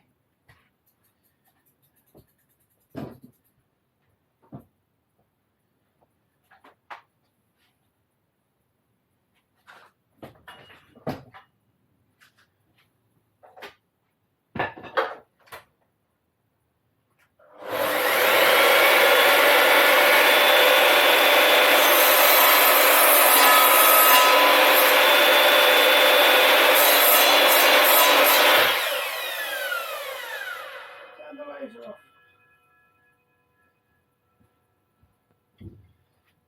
I don't even know if you saw all that. You probably heard it.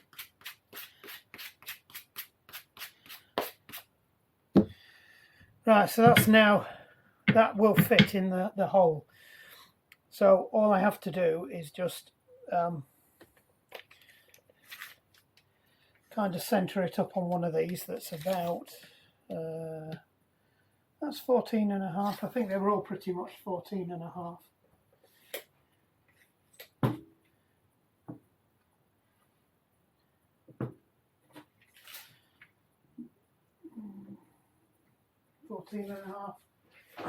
Roughly. Might be a 16th out, that one.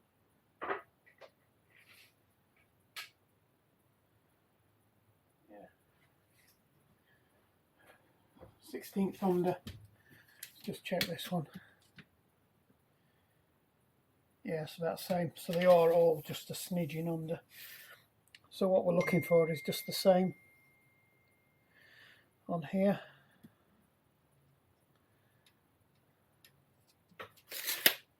That's a rubbish one. I can't see what I'm doing with that.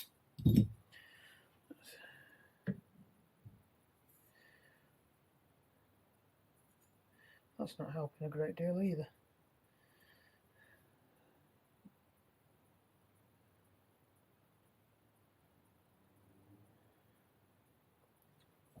.42mm. There's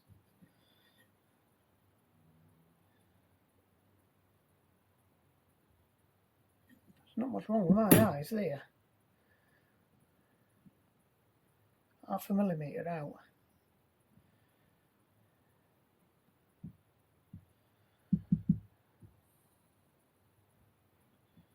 So that's the gap. So the blocks of wood I put on here need to go to the inside of that. So what we'll do is we'll just mark that up, being on that edge there, and mark that up, being on that edge there. And we know where we are.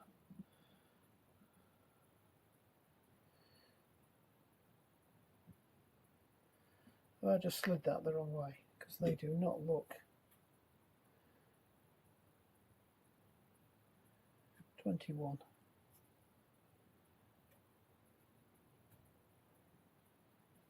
Yeah, it wants to go a smidgen that way.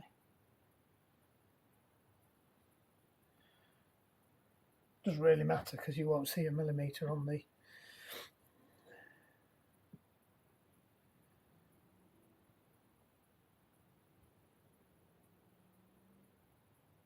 Yep, just shy of 22. Just shy of 22, so no, it was right, pretty much right. Not going to argue over that. So all I need to do is just work out where the halfway point is. But bear in mind that the halfway point is halfway down where that is, if it's going to be in the middle. So, what have we got distance-wise? 19.5. So that's 10.25 to halfway. So we'll just mark that off. 10.25. And that should be 10.25 down to there too. Nope, I made a right old mess of that. No, 9. No, I completely got that wrong.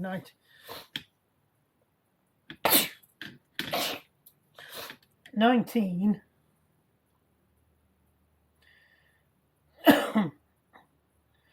and a half. no, 19 and a quarter.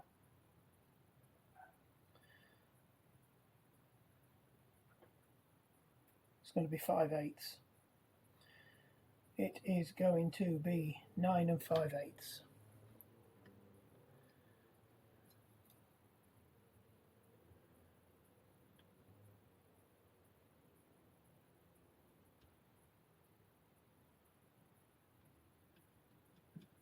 It's about there.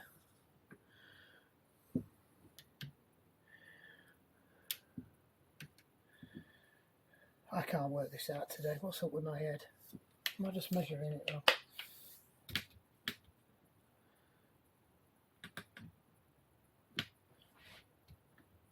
Well, for starters, it wasn't 9 and a quarter. I must have had it on. Must have had it hooked. Yeah, I've had it hooked in the wrong place. All right. It's 19 and a half.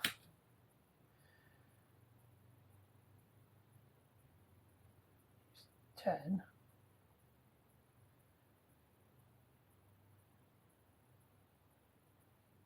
Take off a quarter. 9 and 3/4. 9 and 3/4. That should be 9 and 3/4. Yay! God, I've got a cold at the moment. You can't tell, can you? I'll just put a little mark on there. Remember, this is the back, so it doesn't matter if we've got any marks on there. Right, so what we can also do is also use this.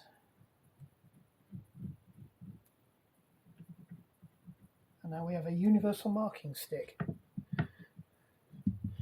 Well, we would have if it went all the way across.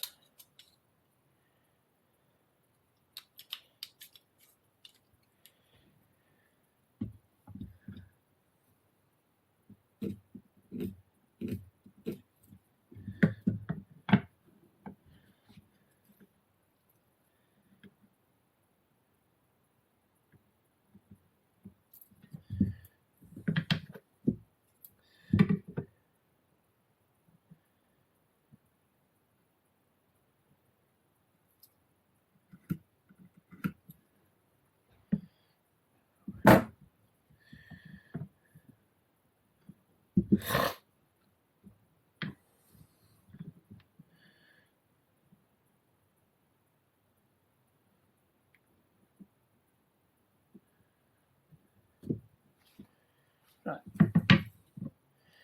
let's put our cross marks in. Now we know roughly where we are. I know this seems a lot of faffing, but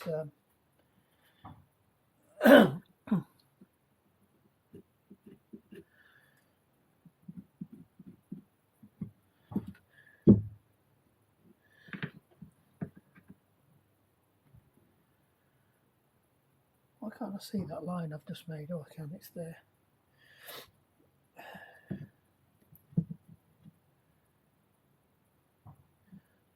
The best thing I could do with this one is eye it in.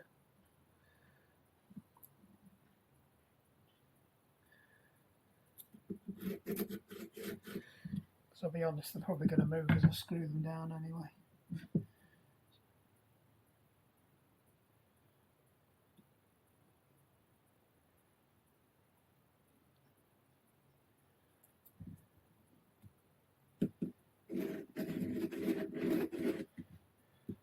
So we've got something to aim at now with these.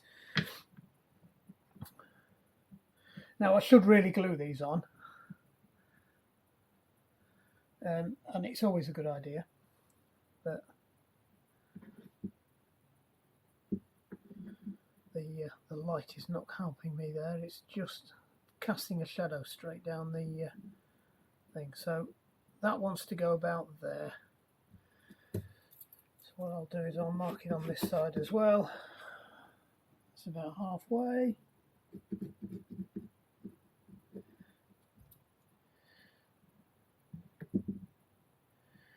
Actually, what we'll do is we'll put, so we get them in the right place, we'll put the hip on there. Then we've got more chance of being able to reuse the doors on any of them.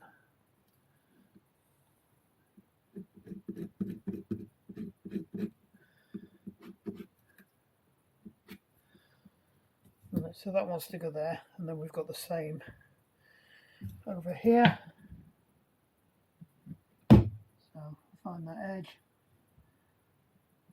find that hip up so it just touches it, make sure that that's on the edge of the piece of wood.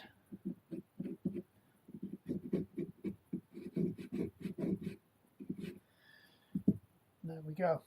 So that chamfer should be on the same place on all of them now, he says. Let's see how this glue is. I haven't used this in ages, so I'll be amazed if this isn't completely blocked up. It's completely blocked up. Oh. Yeah, right, don't watch me do this, because this is going to end in a mess. Go on, you can have a laugh.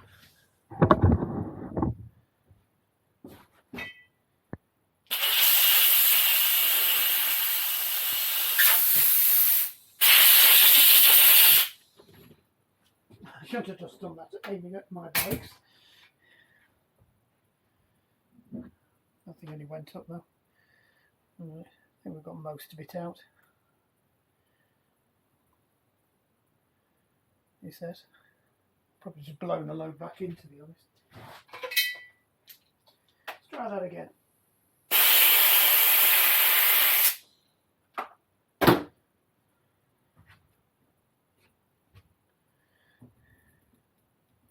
If not, we'll go and get the other glue out.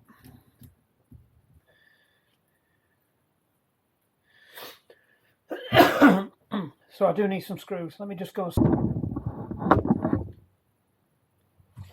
back again. Toy box out. Right. 8 by 1 1/4.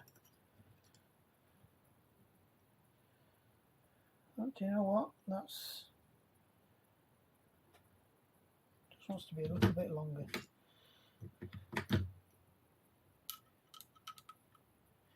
So this is the new flip drive as opposed to the old flip drive.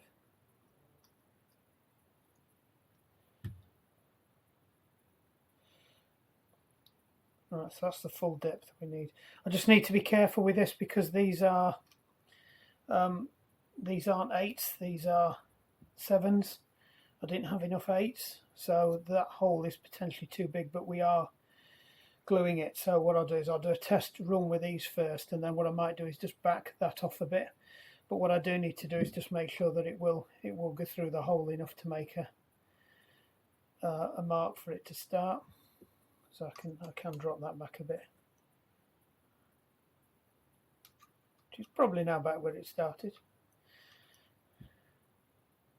Right, so that's putting about a 4mm hole in, and that still leaves about 4 or 5mm of undrilled hole for it to bite into. So we're just going to make sure they're in the right place, and then stick a bit of glue on. Yeah, we probably should counter glue them, drill them first, to be honest. Right, I was going to show you. This is where it doesn't fit in the hole, isn't it? Come on.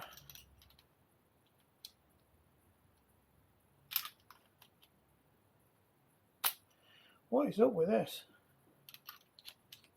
That goes in all right.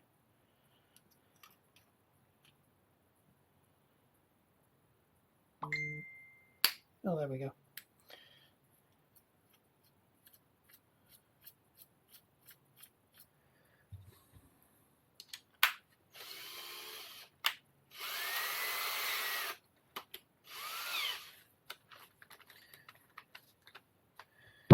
Just need to, so we'll just line these up again. I would normally clamp these in place, but the holes are so close together that it's going to be very difficult to do this. I'll be honest, the light's not brilliant either. Could do with turning your light on. That might help.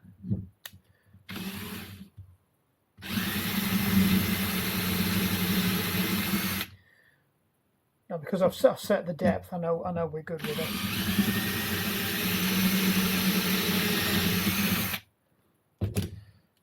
Ta-da!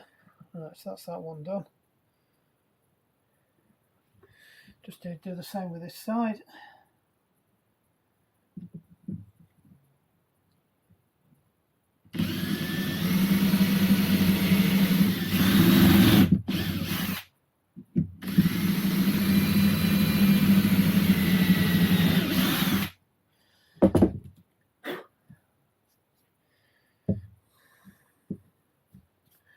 little bit of glue.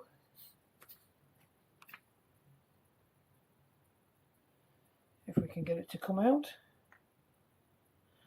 If not, we might be on the... Come on.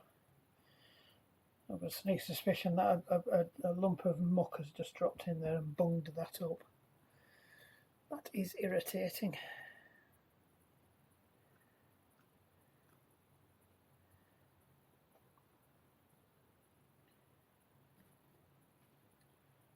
No, we're not having that, are we? Oh God, look at that. That ain't going through there, is it?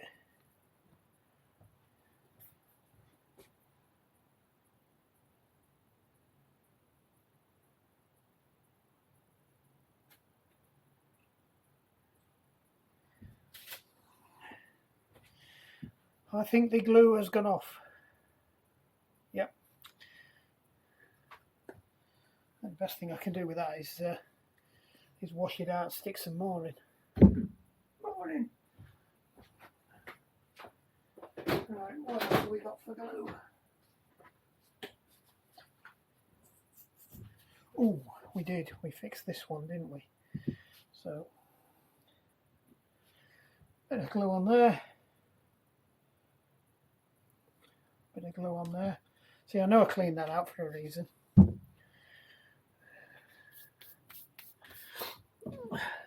Yeah, another one here.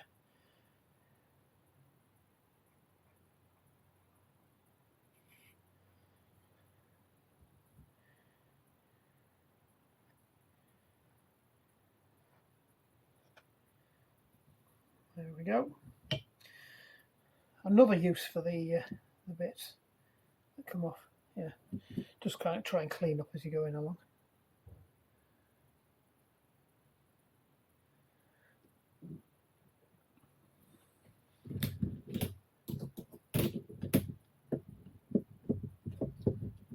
Come on, what's up with this? Oh.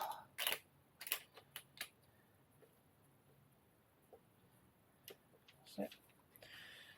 Set it to 1, set it to a low torque.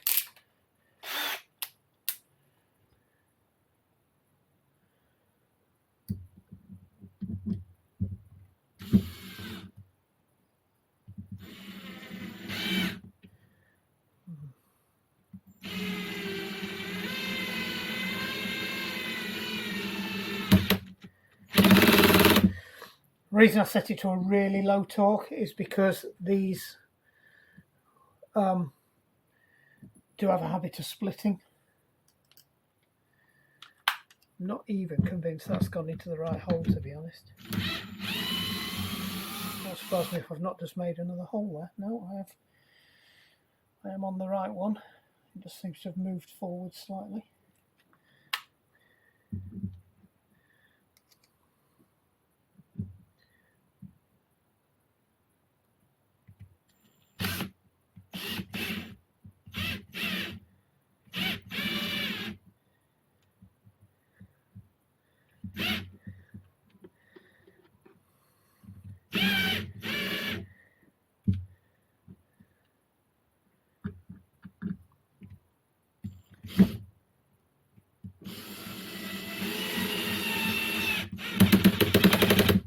So what you want to do is it snugs it up, but it doesn't start to bite into the wood, because if it drives down too far, it will just split the wood. I mean, I'll be honest, I could not screw these in. I could just use a brad nailer. I do have one that would do this, but I think because of the fact that it is, I think I would be relying a bit too much on the glue. And even the brad nailers can split the wood. So there is a trick you can do where you knock the front of the nail off.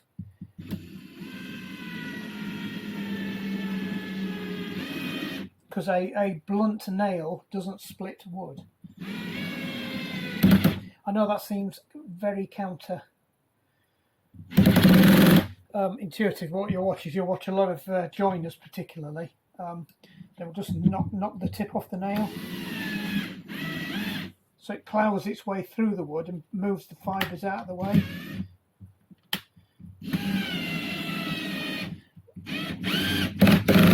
Because when it's sharp, it tends to start to drift with the wood. Might need a little bit more.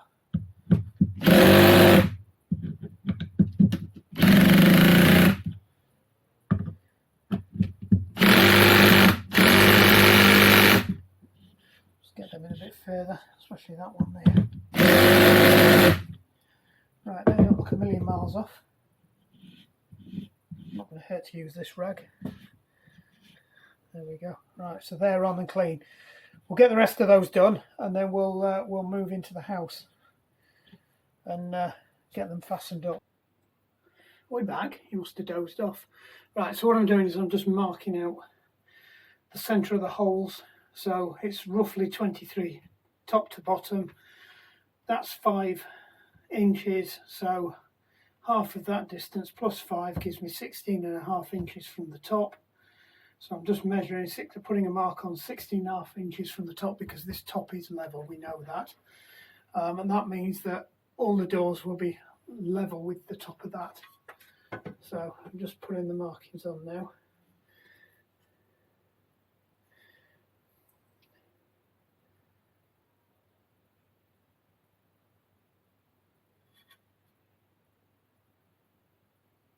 So I'm just going to put a little trowel mark on here first, just to see where that puts me. Bang on, 16.5. So that's good. That's where we were aiming for.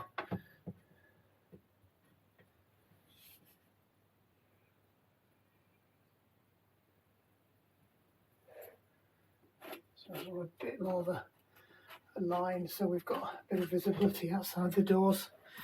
We'll do the same over here. Apologies for the state of it under here. This is where the dogs sleep at night. So it's a little bit stinky and a little bit hairy at the moment. When we get all this finished, they might be evicted. Then again, they might not.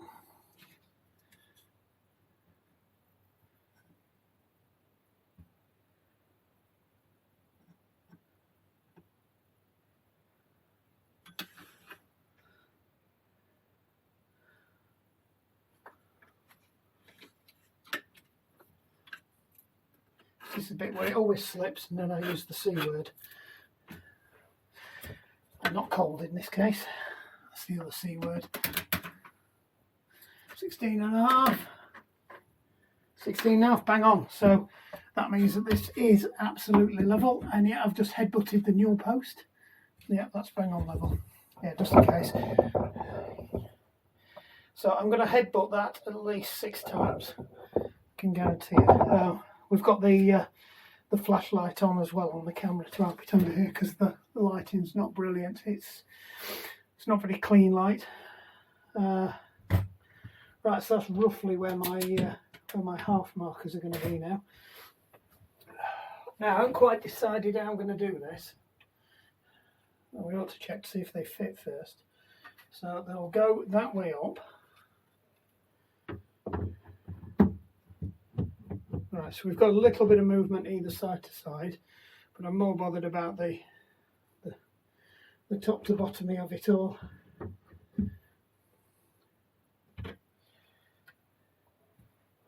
So I've got to work out a way of getting them so that they are lined up and screwed into place, but so that the doors end up in the right place as well. So what we might have to do is put one side in and then level the door up, and then pin it in place and use that as the datum that goes all the way across. And then I'll brought some clamps in to either clamp the door in place or put a straight edge across the bottom. But I'm thinking, because of the distance I've got to bridge with the clamps, it's probably going to be the door. So I have brought some, should have brought some bits of wood in with me. Yep, they're in there. So I think best thing I can do is try and get one of these in.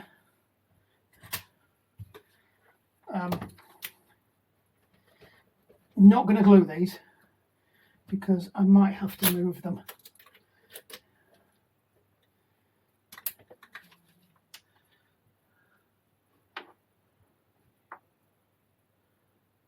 And it would help if I got the right ones. So they go on the insides, these go on the, yes, that's right.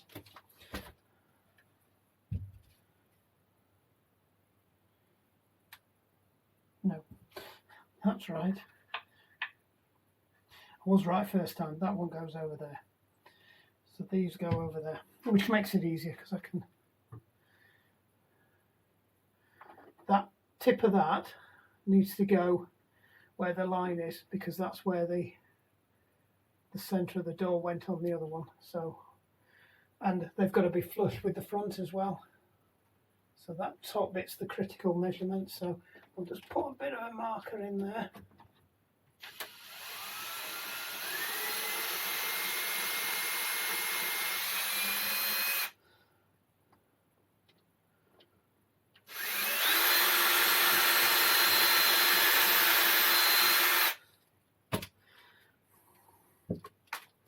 There's going to be a lot of faff in this one. It's easy when you're doing a unit, because the units are usually not fastened to the wall, and you can get in the back side of it. You can clamp the door in place, and then you can screw these on with the door clamped in place. But obviously I can't get behind this, so I'm kind of stuck. I can't remember. I've got a tight hamstring and a bad calf as well, so I'm not exactly, and this knee's not very well either, so hence why I'm having to sit like this. Right. See, this is where I should have brought them out in a little box and not just stuffed them all in my pocket.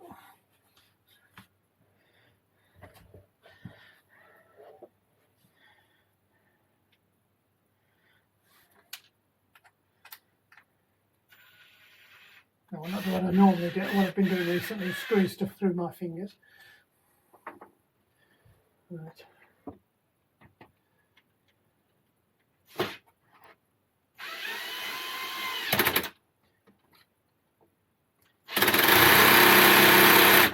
Again, you've got to be careful we don't split these. Thinking, why did he bring his pliers with him? This is why I brought the pliers with him. For some reason, this twist bit is sticking. I think it's because they are new and they're not bedded in yet, so they will start to free up. The other one that I had was really sloppy.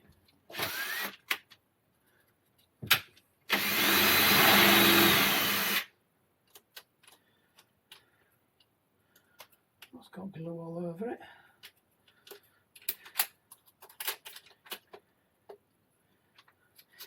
It just seems to be that some bits it does clip in better parts than others. Right, so that's that on.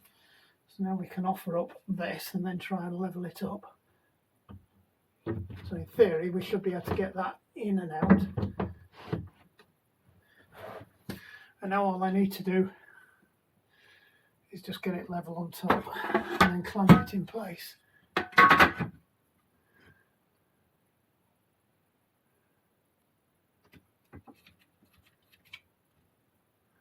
That doesn't look a million miles away. Unfortunately, I can't see the... Let's just take that off. And I will... What I'm trying to do is just see where we are against the actual mark that I put on, because ideally I would like to try and hit these marks because it does make life easier. So if I've got to project that mark down the side, which I probably could have done with that one to make life easier too. So that wasn't anywhere near where it actually was. Leaning and trying to do these at the same time isn't always the best thing in the world. You've got to remember this was done under the stairs about 7 or 8 years ago. We had the new staircase in. I think that's when it was. Might have been less, could be wrong. I think it's 7 years. No doubt I'll have something that'll pop up on my Facebook feed at some point to tell me. Right, oh, I can't see that line at all. I can now. Do you know what? We aren't a million miles away there. I'm quite pleased with that. What is up? The light's not shining well for me. It does want to go up a bit.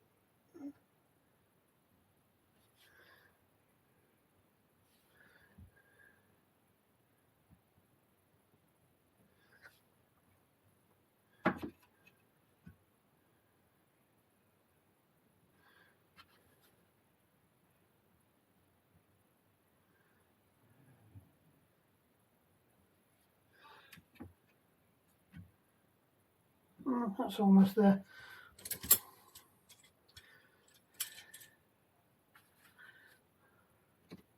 Don't let it slip.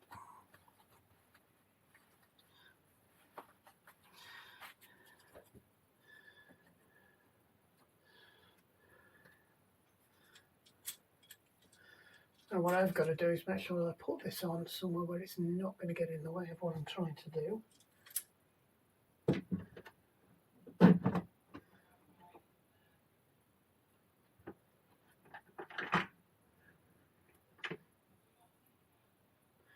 Could have done with a bigger one, I think. I'm literally just on the edge of the wood on the other side.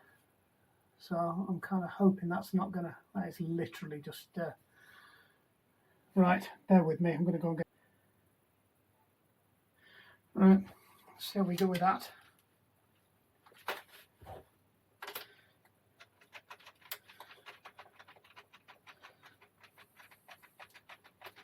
On we go. I'm stuck in there well.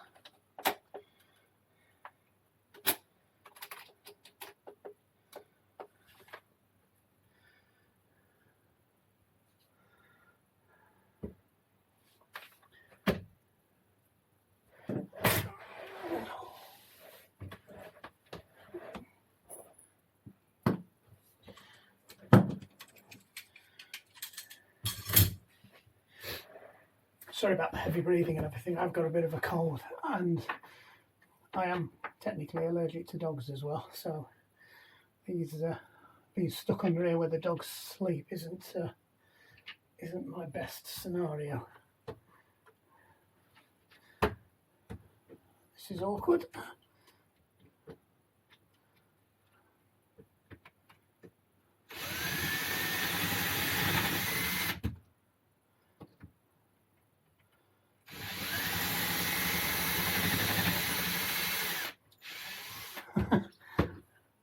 Countersunk bit was just kissing my finger then.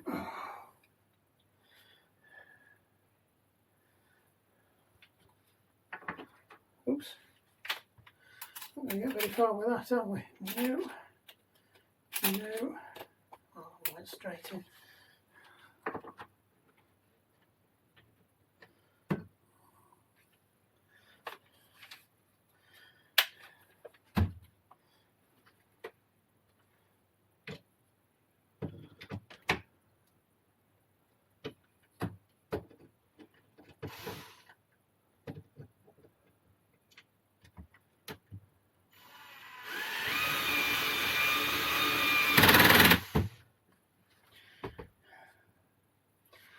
Oh,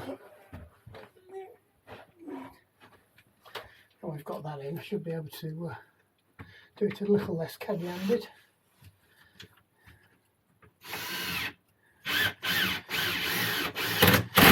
Just to show I can drill with my left hand. That's what I was looking for. No movement. And still level. Spot on. Pleased with that. Right, we just need to carry on across the rest of the way then.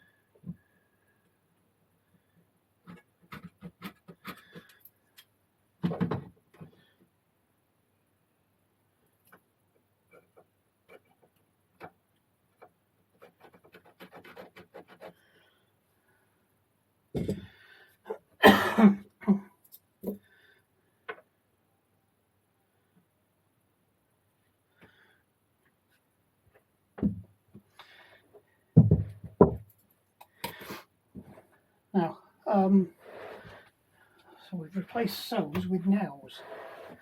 Oh, right, sorry, I might have to get my back to you a little bit here.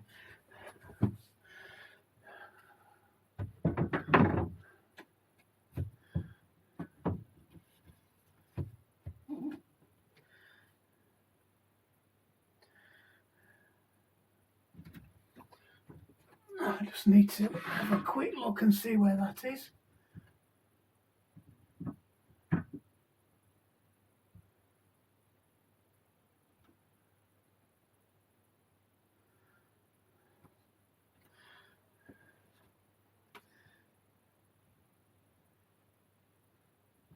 Right, that does look like it's about okay, so I'm going to risk it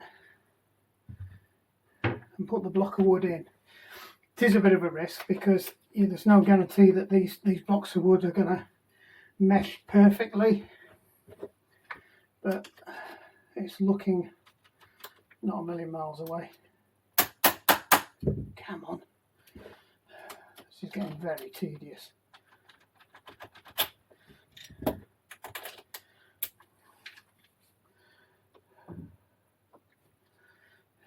Wrong one, that one's still that side. That one. Again, make sure that points up with the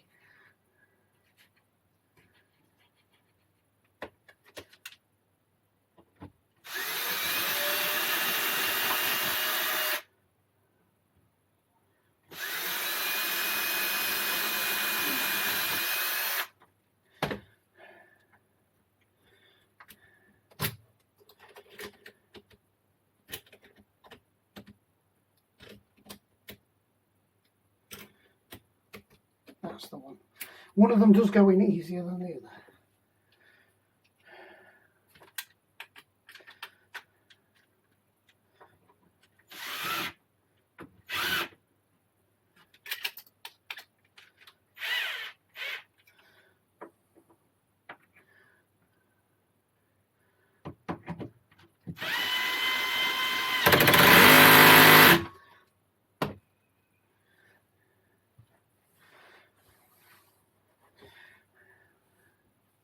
I appear to have lost all my screws. Sound them.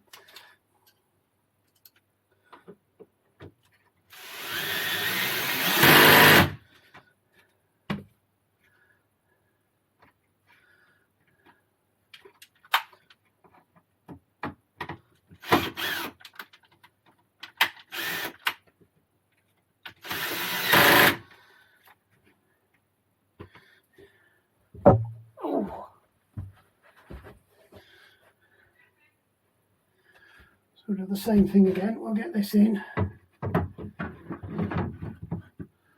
Just line it up. That's pretty much level. Quite pleased with that.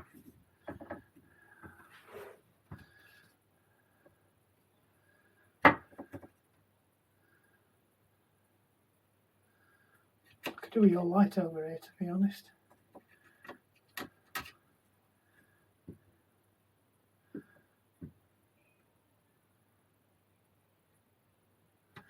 Right.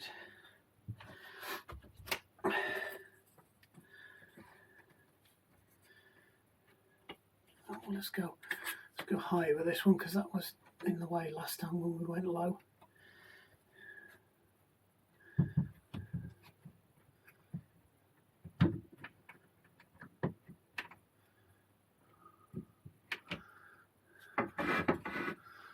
Right, let's do any adjustments I need to do now. I think that's okay. Let me get your... Oh no, we do need to go... That's the problem, you see, I can't quite see it because the light's not good. So it wants to go up slightly at this end, or down at this end. Can't go down at that end because there's a block of wood there.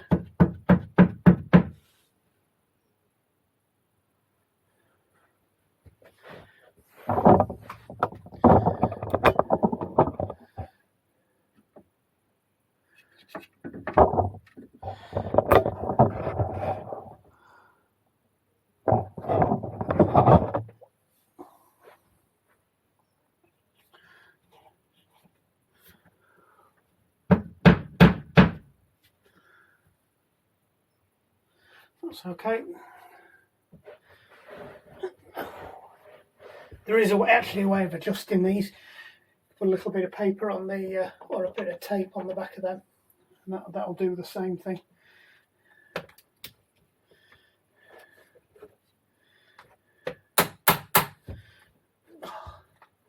Sometimes bashing these does release them.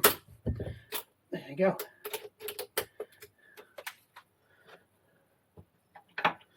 And that's the wrong one. That's the right one.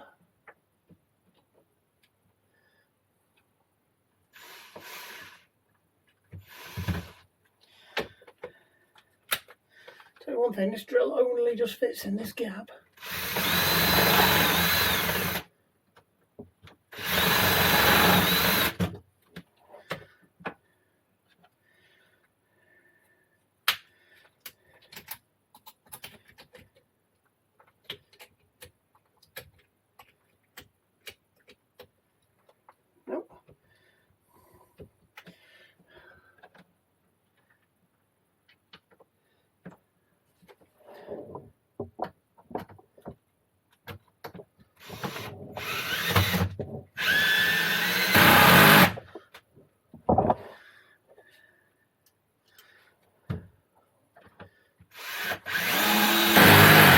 Nearly there.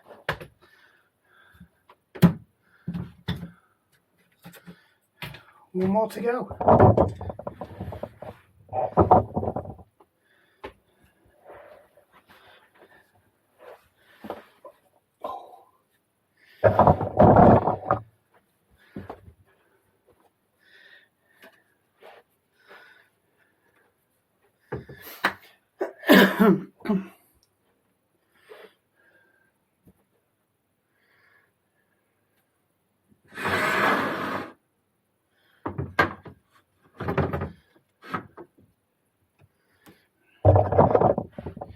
Use the light this time. That's massively off. That's not a million miles away.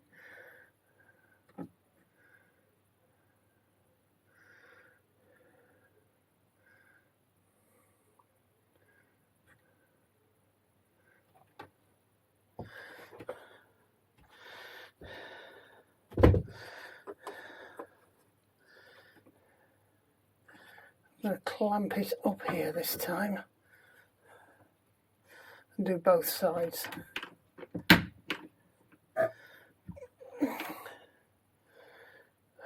So that's moved.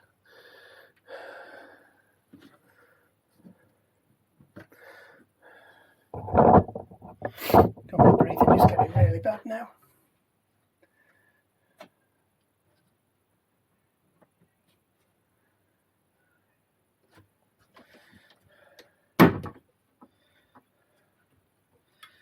Actually, I think it might have been the clamp that moved the spirit level, and it was still level. Now I can't see because the light's in the wrong place. That is miles off now.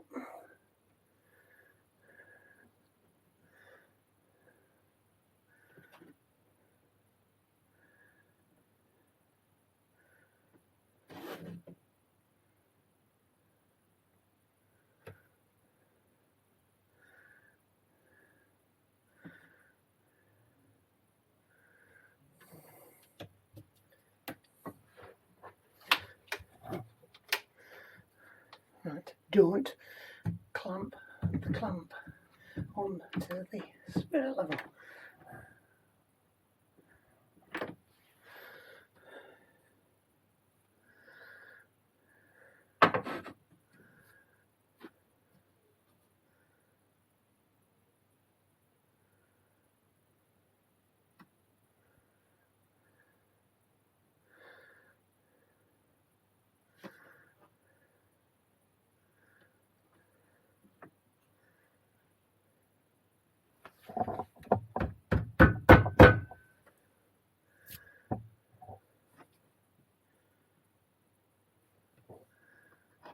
That isn't a million miles away. We'll go with that.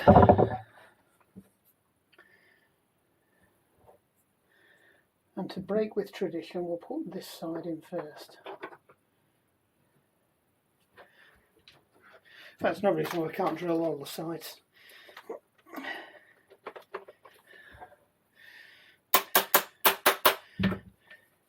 Come on.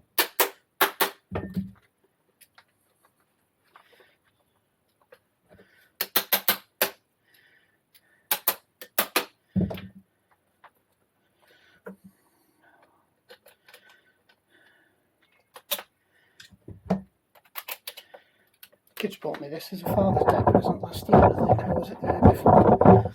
Yeah, don't bash.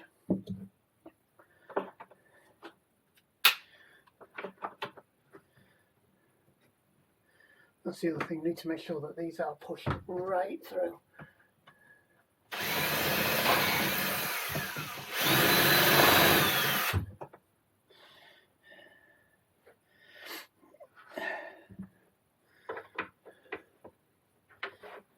Same on this side.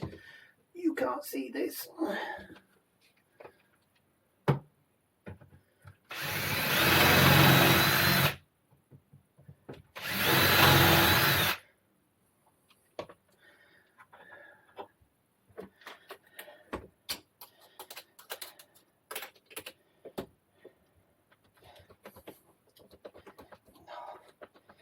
Stuck and it's not even in.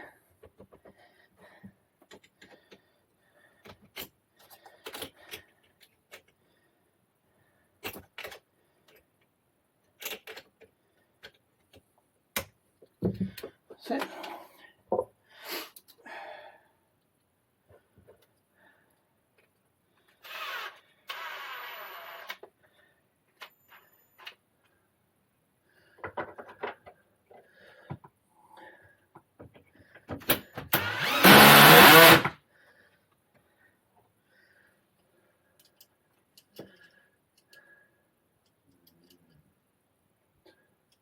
I've got a duff screw there. Oh, I've got a duff screw. That's annoying.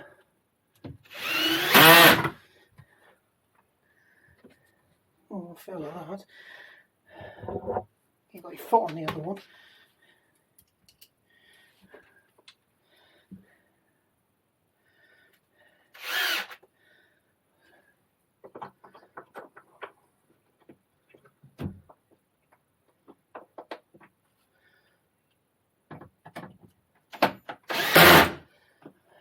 Right, you missed that. I just popped the clamp off and it hasn't moved and it's all bang on level. These are all nicely in place. So this one has got a slight bow on it. Now I've got a visitor. You see him then? Big dog. It's a Hungarian Commando. He's naughty. Right, so they're all in, and just in case you missed how these work, and this door has got a slight bow on it, so that's it, simple as that. You just put them on, drop them down, bang, and any warps or anything, they're just sucked in, so they're all spot on now. All I've got to do is just put the backing pieces in, which I can't do just yet because we've got to put the coverings on them, so we'll leave them in there as they are. I'll clear all the stuff away and then I might just do one last little video just to show you everything in. But no, I'm quite pleased with that. Got a few little pencil marks to rub off, but they'll rub off or get a quick touch up. I'm still going to make a top for that, but I have run out of rough oak. The piece I was saving, I don't know if I mentioned earlier, the piece I was saving that I'd had under the house for ages. Turns out it's actually too short, so I do need to source another bit, but I have got somebody. If you can come in to have a look, Big Bear. You need an haircut, don't you, mate? That's not pretty. No. Nobody wants to see your dirty beard, mate. Right. So you may or may not be coming back later. It might just be an add-on to the video. If you do, let's come back and have a look. You can see what they're covering up that. It's a bit overkill for what it is, but we do need easy access to that. There's the distribution panel for the two outbuildings there. There's the main house consumer units in there. There's all the stuff for the solar panels. That's the isolator for the solar panels and the solar reader, and the main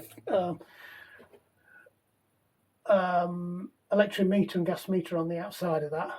And there's an emergency water shut-off valve in here. So pretty much this is emergency access to all the utilities, which is why we keep this bit clear. It used to be a cupboard. There used to be a cupboard door on it, and this whole area was just a bit where you walked under. But we changed it when we put the staircase in. Like I said, the house does need a good cleaning, but that's what it is going to look like. You can imagine that when it's got its top and it's got its panels filled in. Anyway, right. I'll leave it there. This may be the end of it. If it is, like and subscribe. I hope that's been useful to somebody. And there may be a follow-up piece with the backing sheets in. I think the wife's got some wallpaper that we had in our first house. That was like an imperial flock wallpaper that we're going to stick on the panels and just push it through just to make it different. Or we might just paint them. Originally I thought about putting some glass in them, but like we've got in the bath panels, which need to be redone soon anyway. So anyway, right, we'll leave it there. Hope that's been useful. Job's a good one.